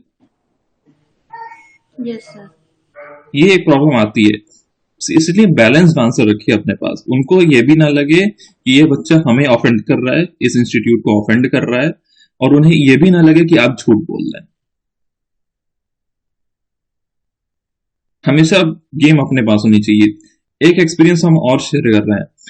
मैंने बताया मार्च में मेरे पास सेंट्रल यूनिवर्सिटी पंजाब का कॉल आ गया था। मार्च में जाकर के वहां एडमिशन भी ले लिए, मतलब मुझे पता नहीं था कि एक्चुअली कितना कॉल आएगा। अगर आप मेरा पहला वीडियो देखेंगे इस आईएम की सीरीज का, आईएम पीएचडी एडमिशन की सीरीज का, तो उसमें मैंने बताया मैंने 7 आईएम्स के फॉर्म भरे थे। 7 आईएम्स में से 5 कन्वर्ट हुआ था सिलेक्शन इंटरव्यू प्रोसीजर के लिए, और उन 5 में से 2 फाइनल सिलेक्शन के लिए कन्वर्ट हुआ। तो अगर आप सिर्फ 2 भरेंगे तो आप अपना चांस ब्रॉड डाउन कर रहे हैं। Sir, can you share with me your experience about IIM Raipur? मतलब इंटरव्यू एक्सपीरियंस और अभी 6 महीने का PhD No, experience. sir, interview experience. तो इंटरव्यू एक्सपीरियंस ही इतने देर से हम बात इसीलिए कर पा रहे हैं ना, क्योंकि इंटरव्यू एक्सपीरियंस बताया आपको। तो नहीं सर, स्पेसिफिकली IIM रायपुर का। अब देखिए 6-8 महीने पुरानी बात है। मेरे पास एक नोट था उस समय, जब मेरे पास जब भी इंटरव्यू होता था हम उसको लिख लेते थे। करेंटली हम उसको लेके तो नहीं बैठे हैं, लेकिन देखिए IIM रोहतक का हमको याद है, हम IIM रोहतक का आपको बता रहे हैं।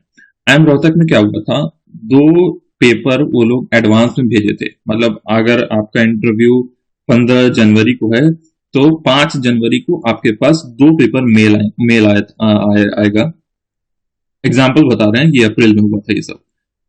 तो 2 पेपर मेल आएगा और उस 2 पेपर में से आपसे बोला जाएगा कि एक पे आप प्रेजेंटेशन दीजिए। तो गेम क्या हो रही है, वो आपसे आपके प्रपोजल पे प्रेजेंटेशन नहीं मांग रहे हैं, वो पूछेंगे ही नहीं कि आपका इंटरेस्ट क्या है। आप समझ पा रहे हैं what I am trying to say? वो एक्चुअली स्किल चेक कर रहा है आपके पीपीटी प्रेजेंटेशन की। नहीं, वो पीपीटी के अलावा वो ये चेक कर रहे हैं कि आप अपने सब्जेक्ट के पेपर्स को कितने अच्छे से समझ पाते हैं। अगर आप फाइनेंस के हैं तो आपसे फाइनेंस के 2 पेपर भेजे जाएंगे। हमको 2 पेपर आया था। एक पेपर आया था कैपिटल रीस्ट्रक्चरिंग पे और एक पेपर आया था इंटरनेशनल फाइनेंस पे। इंटरनेशनल फाइनेंस मेरा डोमेन नहीं है, इसलिए मैंने उसको टच भी नहीं किया। और वो पेपर कोई आम पेपर नहीं होगा, वो एबीडीसी के टॉप रेटेड जर्नल्स में से पेपर होगा। समझने में हालत खराब हो जाएगी।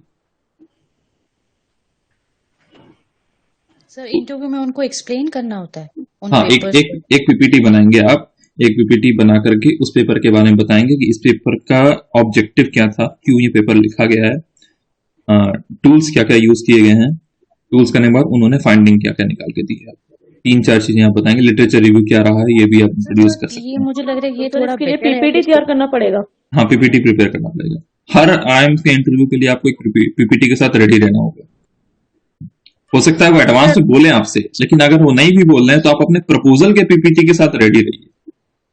हर इंटरव्यू, कोई भी इंटरव्यू दीजिए। सेंट्रल यूनिवर्सिटीज में ही लेते हैं तो आईएम्स में तो लेंगे। हाँ, किसी भी इंटरव्यू में आप जाइए, पीएचडी के इंटरव्यू में प्रपोजल के पीपीटी के साथ रेडी रहिए। प्रपोजल के साथ रेडी तो आप रहेंगे ही रहेंगे। प्रपोजल एक पीडीएफ या वर्ड फॉर्म में होगा ना, उसको एक पीपीटी में कन्वर्ट करिए और पीपीटी के साथ रेडी रहिए। Presentation means not presentation of PDF और word document. Presentation means presentation of a PPT, power point presentation. हम अभी पावर पॉइंट प्रेजेंटेशन एक दिखा देंगे आपको, उसका मेरा जो रिसर्च प्रपोजल था। तो IIM रोहतक में क्या हुआ था कि उन्होंने 2 पेपर भेजे थे, 2 में से एक पे मैंने पीपीटी बनाया और उनको प्रेजेंट किया। हम वो भी आपको अगर चाहिए होगा तो हम दिखा देंगे।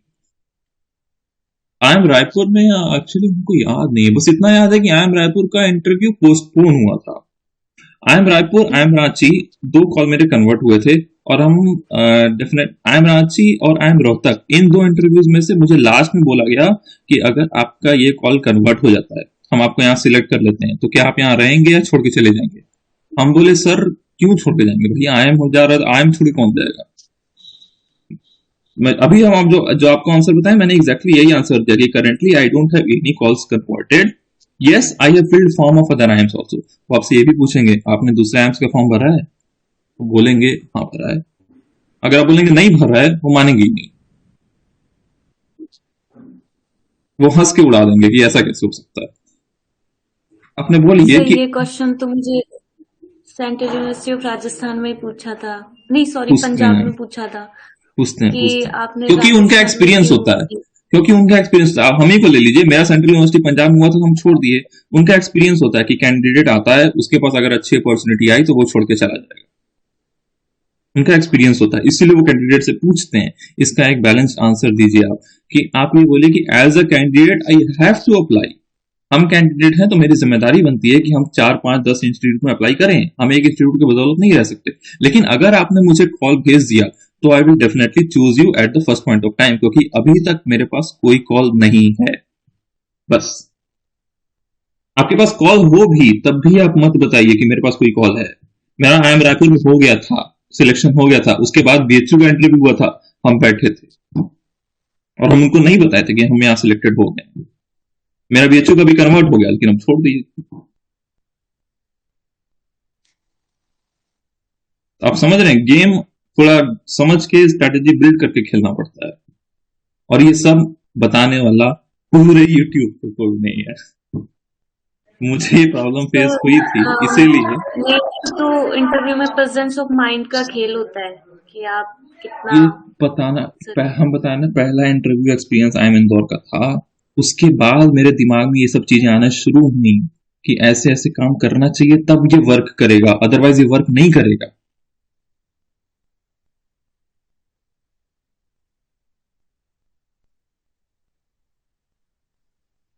इंदु जी, आप कुछ कह रही थी? सर नहीं, अच्छा, आपकी ऑडियो आ रही थी तो हमको लगा। सॉरी। तो हम एक स्क्रीन शेयर कर रहे हैं। ये देखिए, मेरा रायपुर का ही लेटेस्ट बनाओ, क्योंकि उसके बाद सिलेक्शन हो गया। मेरी आवाज जा रही है, आई होप? Yes sir. हाँ, तो ये रायपुर का ही है बना हुआ। उसके बाद एडिट, जहां भी एडिट की जरूरत पड़ती थी, सिर्फ यहां से रायपुर नाम हटाते थे हम।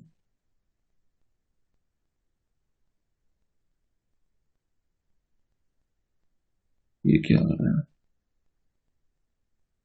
ये सिर्फ ये इंस्टीट्यूट का नाम यहां से हटाते थे, बाकी सब कुछ यही रहता था। हर जगह यही proposal, performance valuation and investor perception towards exchange traded funds in India, ETF।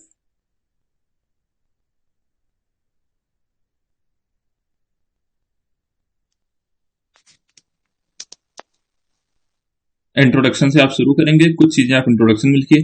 Pattern वही रहेगा जो आपने अपने रिसर्च प्रपोजल में फॉलो किया होगा, पैटर्न वही रहेगा, बस आपको एक पीपीटी फॉर्म में लिखना है। पीपीटी के भी एक तरीके हैं, आप उसको सेंटेंस, अब इसी को अगर आप एक सेंटेंस, एक पैराग्राफ लिख देंगे यहीं पे इतिहास भूगोल की तरह, तो बर्बाद हो जाएगा। पीपीटी को पीपीटी के जैसा बनाइए, उसको पॉइंट्स में लिखिए। फिर एक लिटरेचर रिव्यू डालिए, जितना भी लिटरेचर रिव्यू है आपके पास। अब इसमें भी आपको ये बताने की जरूरत नहीं है कि इस आदमी ने क्या किया था, आप पेपर का नाम बता दीजिए, कब पब्लिश हुआ था, राइटर कौन है, बस।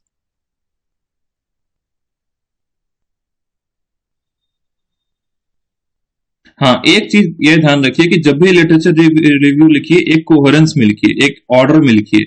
मतलब ऐसा मत करिए कि 2019, 18, 1996, 2005, 4, 1995, ऐसे मत करिए। 2009, 10, 11, 12 ऐसे एक हिरार्किकल ऑर्डर में लिखिए, अथवा असेंडिंग या फिर डिसेंडिंग। इंपॉर्टेंट पार्ट, एक रिसर्च गैप बताइए। इतने रिसर्च पेपर्स के बाद आपको क्या रिसर्च गैप देखने को मिला? तो हमको सबसे पहले यही मिला कि जितना भी रिसर्च पेपर था ETF पे करंट में, वो प्राइसिंग इफिशियंसी पे बेस्ड है, प्राइसिंग इफिशियंसी पे बेस्ड है। लेकिन परसेप्शन, इन्वेस्टर परसेप्शन पे कोई रिसर्च नहीं। Investor perception towards mutual fund बहुत पेपर्स हैं, लेकिन investor perception towards ETF paper नहीं है। परफॉर्मेंस एनालिसिस ऑफ ETF बहुत कम है, क्योंकि ETF इंडिया में नया है। नया इन द सेंस 10 साल पुराना है। परफॉर्मेंस एनालिसिस के लिए लगभग 15 साल 20 साल का टाइम फ्रेम चाहिए होता है। तो वहां पे भी ये दो रिसर्च गैप मेन मेरे पास डेवलप हुए थे। उसके बाद आप ऑब्जेक्टिव बताइए कि ऑब्जेक्टिव क्या थे आपके रिसर्च पेपर के। आप एक्चुअली आप अपने थीसिस में या फिर अपने प्रपोजल में करना क्या चाहते हैं। मेथोडोलॉजी, क्या मेथोडोलॉजी यूज करेंगे। मेथोडोलॉजी में भी स्पेसिफिकली सेक्शन डिफाइन करके कितना सैंपल साइज लेंगे, सैंपल साइज उतना ही लेंगे तो क्यों लेंगे, पीरियड ऑफ स्टडी क्या रखेंगे, डेटा कलेक्शन कहां से करेंगे, प्राइमरी डेटा अगर है तो सोर्स क्या होगा, सेकेंडरी डेटा है तो उसका सोर्स क्या होगा। आप ध्यान देंगे तो अगर यहाँ पे मैंने ये भी बताया कि एटलीस्ट 100 रिस्पॉन्डेंट, कम से कम 100 रिस्पॉन्डेंट हम रखेंगे। प्राइमरी डेटा सोर्स में सीधे लोग लिख देते हैं कि एक स्ट्रक्चर्ड क्वेश्चनियर होगा और सर्वे मेथड से किया जाएगा। भाई कितना करोगे ये भी तो बताओ। 800 करोगे, 100 करोगे, 1000 करोगे, कितना करोगे। टाइम फ्रेम भी बताइए कि कितने समय में ये डेटा कलेक्ट हो जाएगा। डेटा एनालिसिस कहां से की जाएगी, कौन कौन से टूल्स यूज होंगे, सॉफ्टवेयर कौन सा यूज होगा, वगैरह वगैरह।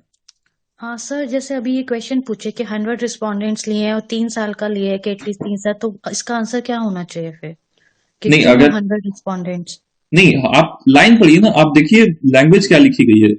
Through a structured questionnaire and will be filled by at least 100 respondent. मैंने स्पेसिफिकली नहीं बोला कि 100 ही रिस्पोंडेंट लिए जाएंगे। हम तो ये कह रहे हैं कि सर कम से कम 100 लेंगे, क्योंकि 100 से कम लेंगे तो रिसर्च फुलफिल नहीं होगी।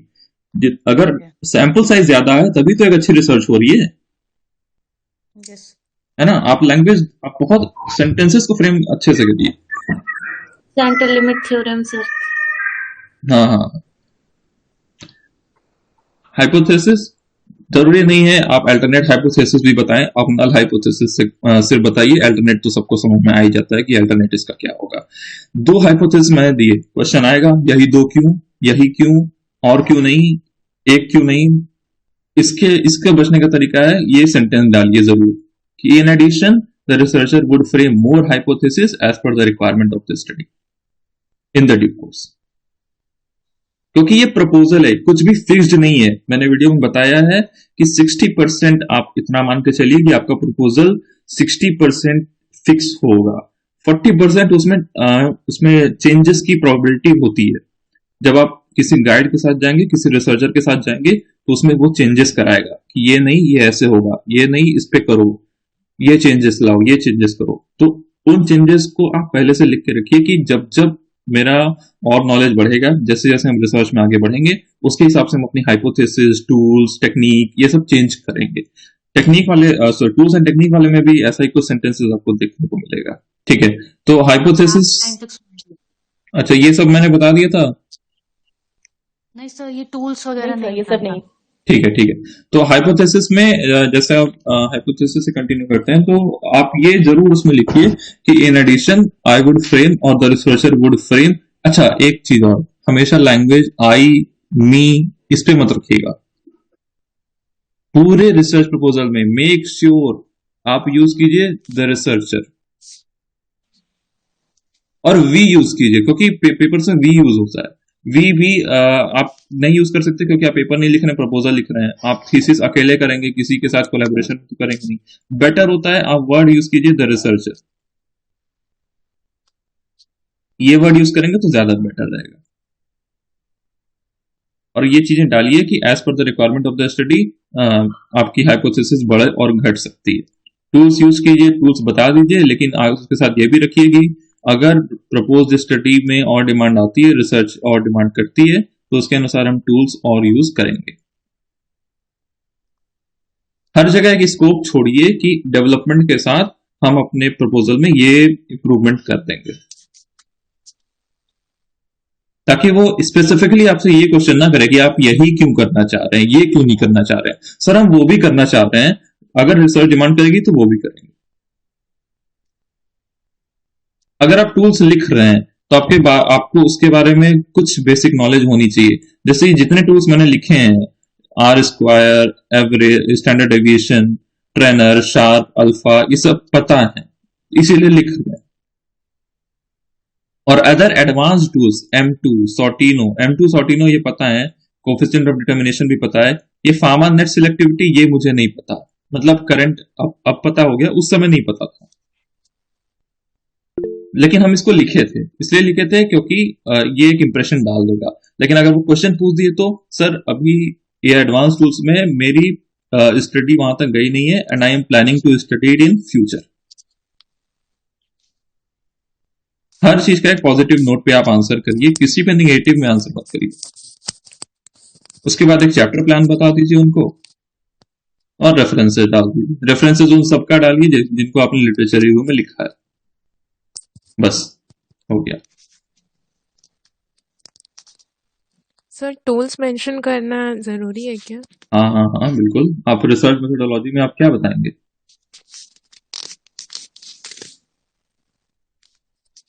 ओके।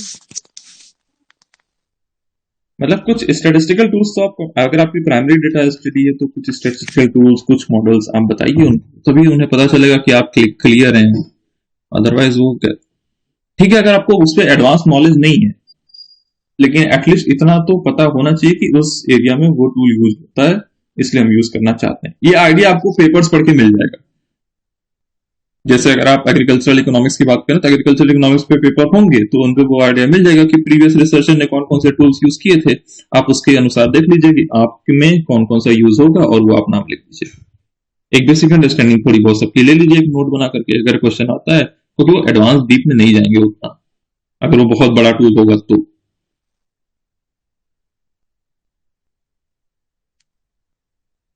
और अगर जाते भी हैं तो आप अपना आंसर बस इतना रखिएगा कि at this point of time I am not able to answer this, but I am planning to study in future.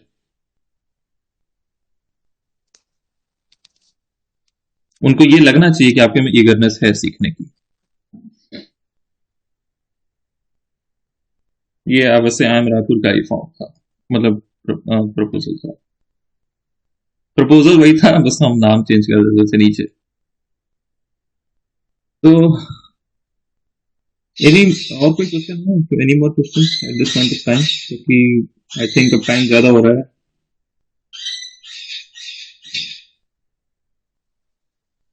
एक चीज पे और बात कर सकते हैं, पब्लिकेशन। अगर आपके पास पब्लिकेशन है तो बहुत अच्छा है, वेरी गुड। नहीं है, एक वर्किंग पेपर अपने पास रखिए कि हम इस चीज पे करंटली में काम कर रहे हैं, कुछ महीनों में हो सकता है वो पब्लिश हो जाए। सर ये अब जैसे ये स्कोपस और स्प्रिंगर में तो होगा नहीं, अब नहीं नहीं नहीं, ऑथराइज्ड बिल्कुल नहीं, सेक्टर वहां तक नहीं जाना है भाई, वहां तक बिल्कुल नहीं जाना है। छोटी मोटी जगह छोटी तो बता मोटी सकते हैं उनको। हाँ बिल्कुल देयर बता नेम सकते हैं। ड्यूटी रख लो ऐसा। सुनिए, हम बता रहे हैं, सिर्फ एक वर्ड टाइप कीजिए गूगल पे, फास्ट एक्सेस जर्नल्स और क्विक पब्लिकेशन जर्नल, 50 जर्नल आ जाएंगे। एक अच्छा थोड़ा मतलब अच्छा तो नहीं है लेकिन ठीक ठाक जर्नल है, IOSR। IOSR, okay. ठीक है, IOSR में कई सारे जर्नल्स हैं, एक पेपर लिखिए, उनको भेजिए, उनके यहाँ पब्लिकेशन करा लीजिए। Okay sir. ठीक है, और वो ऐसा पेपर रखिएगा जिसके बारे में हम बता पाए। एक पेपर हम एग्जांपल दे रहे हैं अपना, इस किसका इंटरव्यू था, किसी आईएम का ही था, काशीपुर, आईएम काशीपुर का इंटरव्यू था। वहां पे मैंने अपने रिसर्च पेपर बताए थे कि मैंने ये पेपर किए। एक पेपर में उन्होंने पूछ लिया, अच्छा इसमें तुमने क्या किया, डेटा कलेक्ट किया, उसको एक ग्राफ में डाला और एवरेज निकाल दिया, परसेंटेज निकाल दिया और कंक्लूजन लिख दिया, हो गया, यही पेपर है। हम बोले सर जितना मतलब उस जब वो पेपर लिखे थे हम मास्टर्स में थे, रिसर्च टूल्स की उतनी ज्यादा नॉलेज नहीं थी, लेकिन पब्लिकेशन मतलब हमारे यहाँ के प्रोफेसर थोड़ा कॉन्फ्रेंस वगैरह करा देते थे तो वहां से मोटिवेशन मिल जाता था, तो मैंने पेपर लिख के सबमिट कर दिया था, तो वो पेपर पब्लिश हो गया था। एक प्रोफेसर ने अपने एडिटेड बुक में करा दिया, तो उस पे वो क्वेश्चन पूछ देंगे कि इतना सिंपल पेपर क्यों, कहाँ टूल्स लगाए इसमें, एक परसेंटेज निकाल के कुछ लिख देने को पेपर थोड़ी कहते हैं। लेकिन उससे होगा ये कि उस इंटरव्यूअर को आपको रिसर्च आइडिया आपके पास है ये पता चल जाएगा। सिर्फ उसको ये बताने के लिए कि आप मेरे पास मेरा रिसर्च इंटरेस्ट है इस एरिया में, हम काम करते हैं और आगे भी काम करेंगे, इसके लिए रिसर्च पेपर जरूरी है, प्रपोजल में लिखना जरूरी है। और for your information, IIM Kashipur में मेरा वेटिंग लिस्ट में नाम था, फाइनल कन्वर्जन नहीं आया था। ओके। ठीक है ना, तो उनको 4 या 5 सिलेक्ट करने थे, उन्होंने 10 लोगों का लिस्ट बनाया था, 10 लोगों को 4-5 टॉप सिलेक्टेड थे, बाकी नीचे के 6 वेटिंग लिस्ट में थे। मतलब अगर वो 4 में से कोई छोड़ के जाता तो नीचे वालों को ले लेते, वो मेरा 8वें नंबर पे था। तो इन चीजों से होता क्या है कि रिसर्च इंटरव्यूअर को पता चलता है कि आपका इस एरिया में इंटरेस्ट है, आप इस पे काम कर रहे हैं और बाय द टाइम आप उसमें डेवलप भी करेंगे।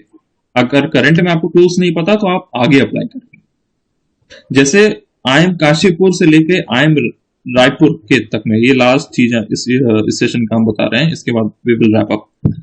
IIM काशीपुर से लेके IIM रायपुर तक में 1 महीने का गैप था। उस 1 महीने में मैंने एक पेपर पब्लिश किया था परफॉर्मेंस एनालिसिस का, और जो अभी टूल्स का नाम लिया मैंने, उसमें से 2 टूल मैंने यूज कर दिए थे, क्योंकि तब तक आइडिया हो गया था। एक प्रोफेसर के साथ बैठकर उनके साथ मिलकर मैंने लिख दिया, उसको पब्लिश नहीं हुआ, पब्लिश नहीं हुआ, वो फाइनल हो गया, पेपर फाइनल हो गया।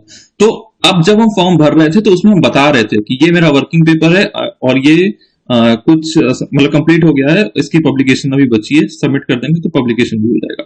तो as a working paper I was mentioning it. तो जब अब नेक्स्ट क्वेश्चन आ रहे थे वो उस बेस पे आ रहे थे कि अच्छा ये आपका लेटेस्ट पेपर है, तो उसमें अच्छे टूल्स यूज हुए थे, तो वहां पे ये मेरे कन्वर्जन में काम आया। तो tools will help you in conversion, क्योंकि वो बताएगा कि आपको नॉलेज है और आप अपने एरिया के टूल्स जानते हैं। सर इसे टेल मी अबाउट योरसेल्फ में बता सकते हैं कि लिखा है ऐसा या नहीं? हाँ, टेल मी हम सर्चिंग अबाउट योरसेल्फ में आप कंटेंट नोट कर लीजिए एक जगह कि आप सबसे ज्यादा अपने बारे में, मतलब आप उसमें tell me something about yourself में क्या क्या बात करेंगे। आप बैकग्राउंड से शुरू करेंगे, आपका रिसर्च इंटरेस्ट ये क्यों है, इस इंस्टीट्यूट में क्यों आना चाहते हैं, थोड़ा बहुत अचीवमेंट्स क्या है, क्या वर्कशॉप्स किए हैं, और इसके बाद एक एंडिंग रिमार्क दे सकते हैं बस। एंडिंग रिमार्क में इंस्टीट्यूट के बारे में जरूर बताएं। अगर आप आईएम से अप्लाई कर रहे हैं तो उनकी थोड़ी सी तारीफ जरूर करें कि I want to come to this prestigious institute to further enhance my research aptitude or to gain a deeper knowledge in the subject। ऐसा कुछ एक एंडिंग नोट के साथ उसको खत्म करें, बहुत लंबा ना हो, मतलब एक पैराग्राफ, 1.5 पैराग्राफ एनफ है। स्टार्ट कोशिश कीजिए इससे ना हो माई नेम इज दिस, थोड़ा क्रिएटिव।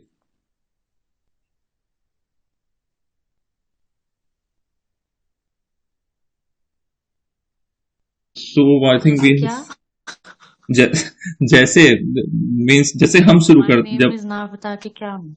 मतलब आप यहाँ डायरेक्ट इस पे ना आइए माई नेम इज दिस।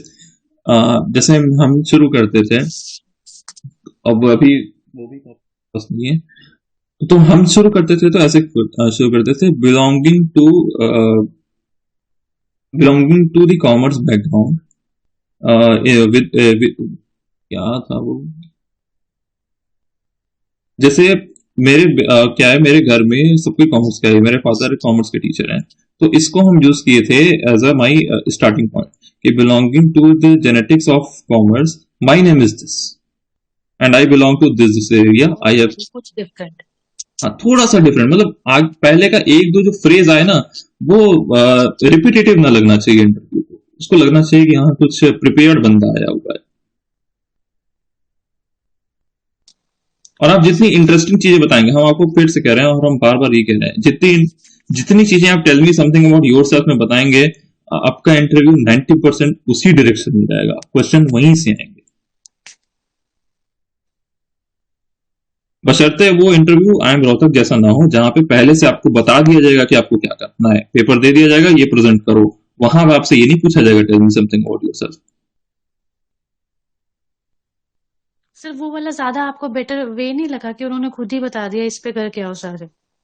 हाँ, वो बेटर वे है, और लेकिन उसमें प्रॉब्लम ये आएगी कि कभी कभी कैंडिडेट फंस जाता है, जैसे अंकिता जी कह रही थी, उन्हें टूल्स समझाने में दिक्कत होती है। तो जब आपको अपने एरिया के टूल्स नहीं पता तो आप उतने बड़े पब्लिकेशन के टूल्स कैसे समझा पाएंगे? ओके, हाँ। है ना, ये प्रॉब्लम आती है। तो वो वहां पे वो ये जज करेंगे कि आपका प्रेजेंस ऑफ माइंड कितना काम कर रहा है। मेरे केस में उन्होंने जो टूल दिया, उन्होंने जो पेपर दिया था वो अमेरिकन यूनिवर्सिटी का था, तो वहां के एक पब्लिक ऑथर थे, प्रोफेसर थे, उनका पेपर था वो। उन्होंने जो टूल यूज किया था मुझे उसके बारे में कुछ भी नहीं पता था, हालांकि वो पेपर मुझे पूरा समझ में आ गया था। उन्होंने एक वेरिएबल में हैंडल करना थोड़ा मुश्किल हो जाता है ना, वो सर आपके पास फिर से हाँ, वेट।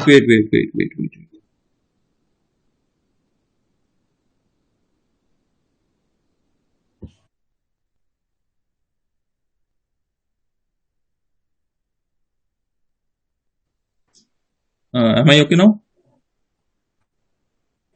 Yes sir. हाँ, तो व्हाट आई वाज टेलिंग कि कभी कभी हो जाता है कि पेपर अगर वो ऐसा आएगा, तो मेरे केस में क्या हुआ था कि उन्होंने जो पेपर दिया था वहां पे कुछ वेरिएबल्स में लॉग लगे हुए थे। मुझे पेपर पूरा समझ में आ गया था, काफी बहुत एडवांस लेवल का टूल उसमें यूज नहीं था, लेकिन कुछ वेरिएबल्स थे जिसमें लॉग लगे हुए थे। उन्होंने मुझसे पहला मतलब और क्वेश्चंस के अलावा क्रॉस क्वेश्चन ये किया कि इस वेरिएबल में लॉग क्यों लगा हुआ है, मुझे नहीं पता था। मैंने एक अंदाजा लगाया कि हो सकता है नॉर्मेलिटी दिखाने के लिए लॉग लगा हो, but I am not sure. वो दोबारा उन्होंने पूछा अब यू मतलब अच्छा नॉर्मेलिटी दिखाने के लिए लगा होगा? हम कहे मैम मुझे पता नहीं है, लेकिन एक हम सिर्फ गेस कर रहे हैं क्योंकि आई एम नॉट द ऑथर, है ना, और मेरी नॉलेज अभी उस लेवल तक नहीं गई है जिस लेवल पे ये पेपर लिखा गया है। तो ऐसे आप उसको गेम खेल सकते हैं। तो उसके भी प्रॉस कॉन्स हैं, इसके भी प्रॉस कॉन्स हैं, दोनों के अपने पॉजिटिव और नेगेटिव पॉइंट्स हैं। लेकिन tell me something about yourself ready रखिए। कुछ क्वेश्चन हम फिर से बता दे रहे हैं। Tell me something about yourself, आप यहाँ क्यों आना चाहते हैं? कहीं और हो गया तो यहाँ छोड़ के जाएंगे कि नहीं? अगर अभी हम आपको कन्वर्जन लेटर भेज दें तो क्या आप यहाँ ज्वाइन करेंगे कि कहीं और का वेट करेंगे? इन सब क्वेश्चंस को बहुत ही स्मार्टली टैकल करने के लिए रेडी रहिए। अगर आपका इंटरव्यू अच्छा गया है, डेफिनेटली हो सकता है कुछ आईएम्स आपसे ये पूछते कि अगर आपका यहाँ हो गया तो कहीं आप और जाएंगे कि नहीं, आपने कहीं और अप्लाई किया है कि नहीं। सर हम इन चीजों की सबकी प्रैक्टिस करेंगे हाँ, साथ में प्रैक्टिस तो करिए। हो जाएगा। हम्म आप फॉर्म भरिए, मुझे बता दीजिएगा ग्रुप में कौन कौन से फॉर्म आपने भरे हैं। Okay sir. मेक श्योर आप 5 से ज्यादा फॉर्म भरें। सर मैं तो सोच रही हूँ जो भी आईएम्स में हम एलिजिबल है सब में भर देते टॉप आईएम्स में मत जाइएगा, पैसा बर्बाद है वो, क्योंकि वहां पे आईआईटी आईएम्स के लड़के पहले ही होते हैं। हाँ, आप ये एलिजिबिलिटी देख लीजिएगा कि नेट जेआरएफ दोनों एक्सेप्टेबल है या सिर्फ जेआरएफ एक्सेप्टेबल है आपके पर्टिकुलर एरिया में। मार्केटिंग में कुछ होता है, फाइनेंस में कुछ होता है, इकोनॉमिक्स में कुछ होता है आपके जैसे एरिया में।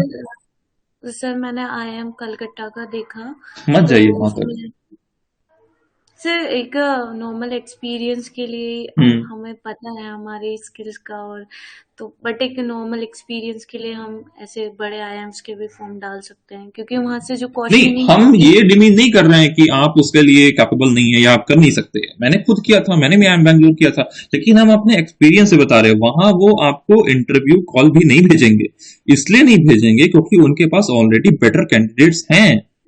उनके पास ऑलरेडी आईआईटी से कैंडिडेट हैं, आईआईएम से कैंडिडेट्स हैं, इसीलिए रेशियो कितना रहता है स्टूडेंट्स और सीट्स का वहाँ पे?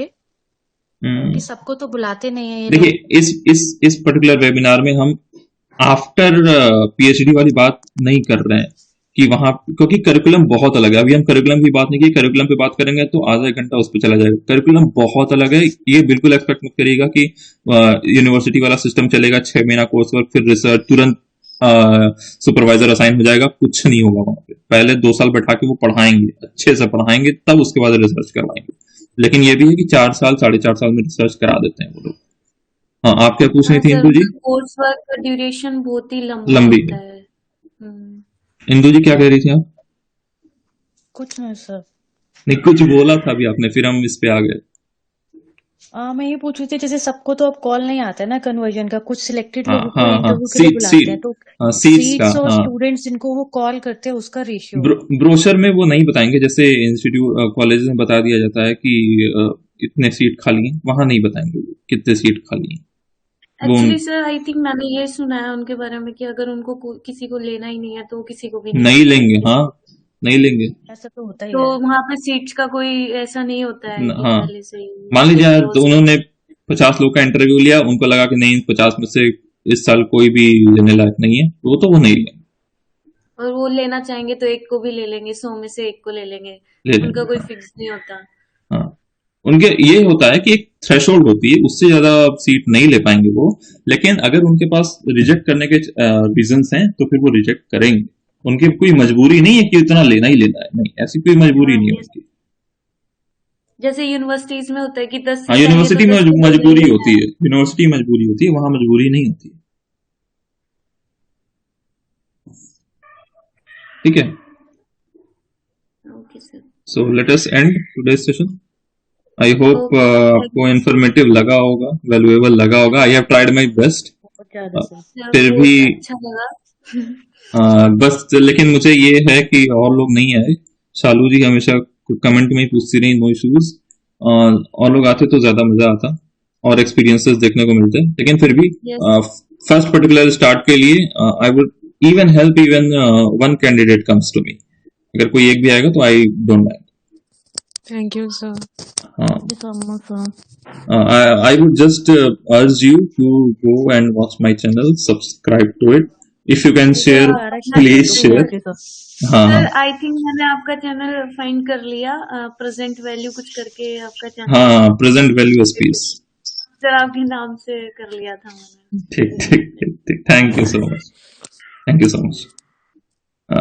Mock interviews we will consider, लेकिन सबसे पहले आप लोग फॉर्म भरिए। फॉर्म में दिक्कतें आएंगी, एक दिन में फॉर्म नहीं भराएगा। एसओपी लिखना होगा, अपने बारे में बताना होगा, और पेपर वगैरह होंगे, एक्स्ट्रा करिकुलर एक्टिविटीज के बारे में बताना होगा, आप तक क्या किए हैं, रेफरेंसेस भरने होंगे। टाइम लगेगा, एक फॉर्म भरने में 2-3 दिन लग जाएंगे।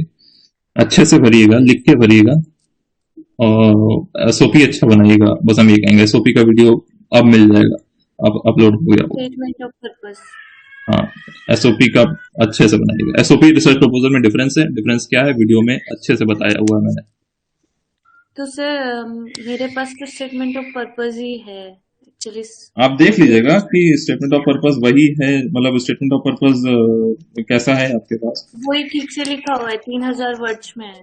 तो 3000 वर्ड्स का नहीं मानेंगे वो लोग फॉर्म में 200-300 वर्ड्स का 200 500 मैक्सिमम 1000 वर्ड्स तक मांगेंगे, इससे ज्यादा नहीं सर मांगेंगे। उसको शॉर्ट, एकदम शॉर्ट ब्रीफ करके लिखना पड़ेगा बस। हाँ लिख लीजिएगा। हम मतलब मुझे लग रहा है कि एक और वेबिनार की जरूरत पड़ेगी। We will definitely do it. Poll डालेंगे, पोल पे बताइएगा आप लोग बिना परमिशन, क्योंकि हम ये नहीं चाहते कि हम आगे बैठ जाए और ऑडियंस ना आए। नहीं सर, हम पक्का आएंगे आप जब आएंगे। ठीक है। It was very nice talking to all of you guys. Thank you so much. Thank you And all the best everyone, all the best. Thank you sir. Thank you.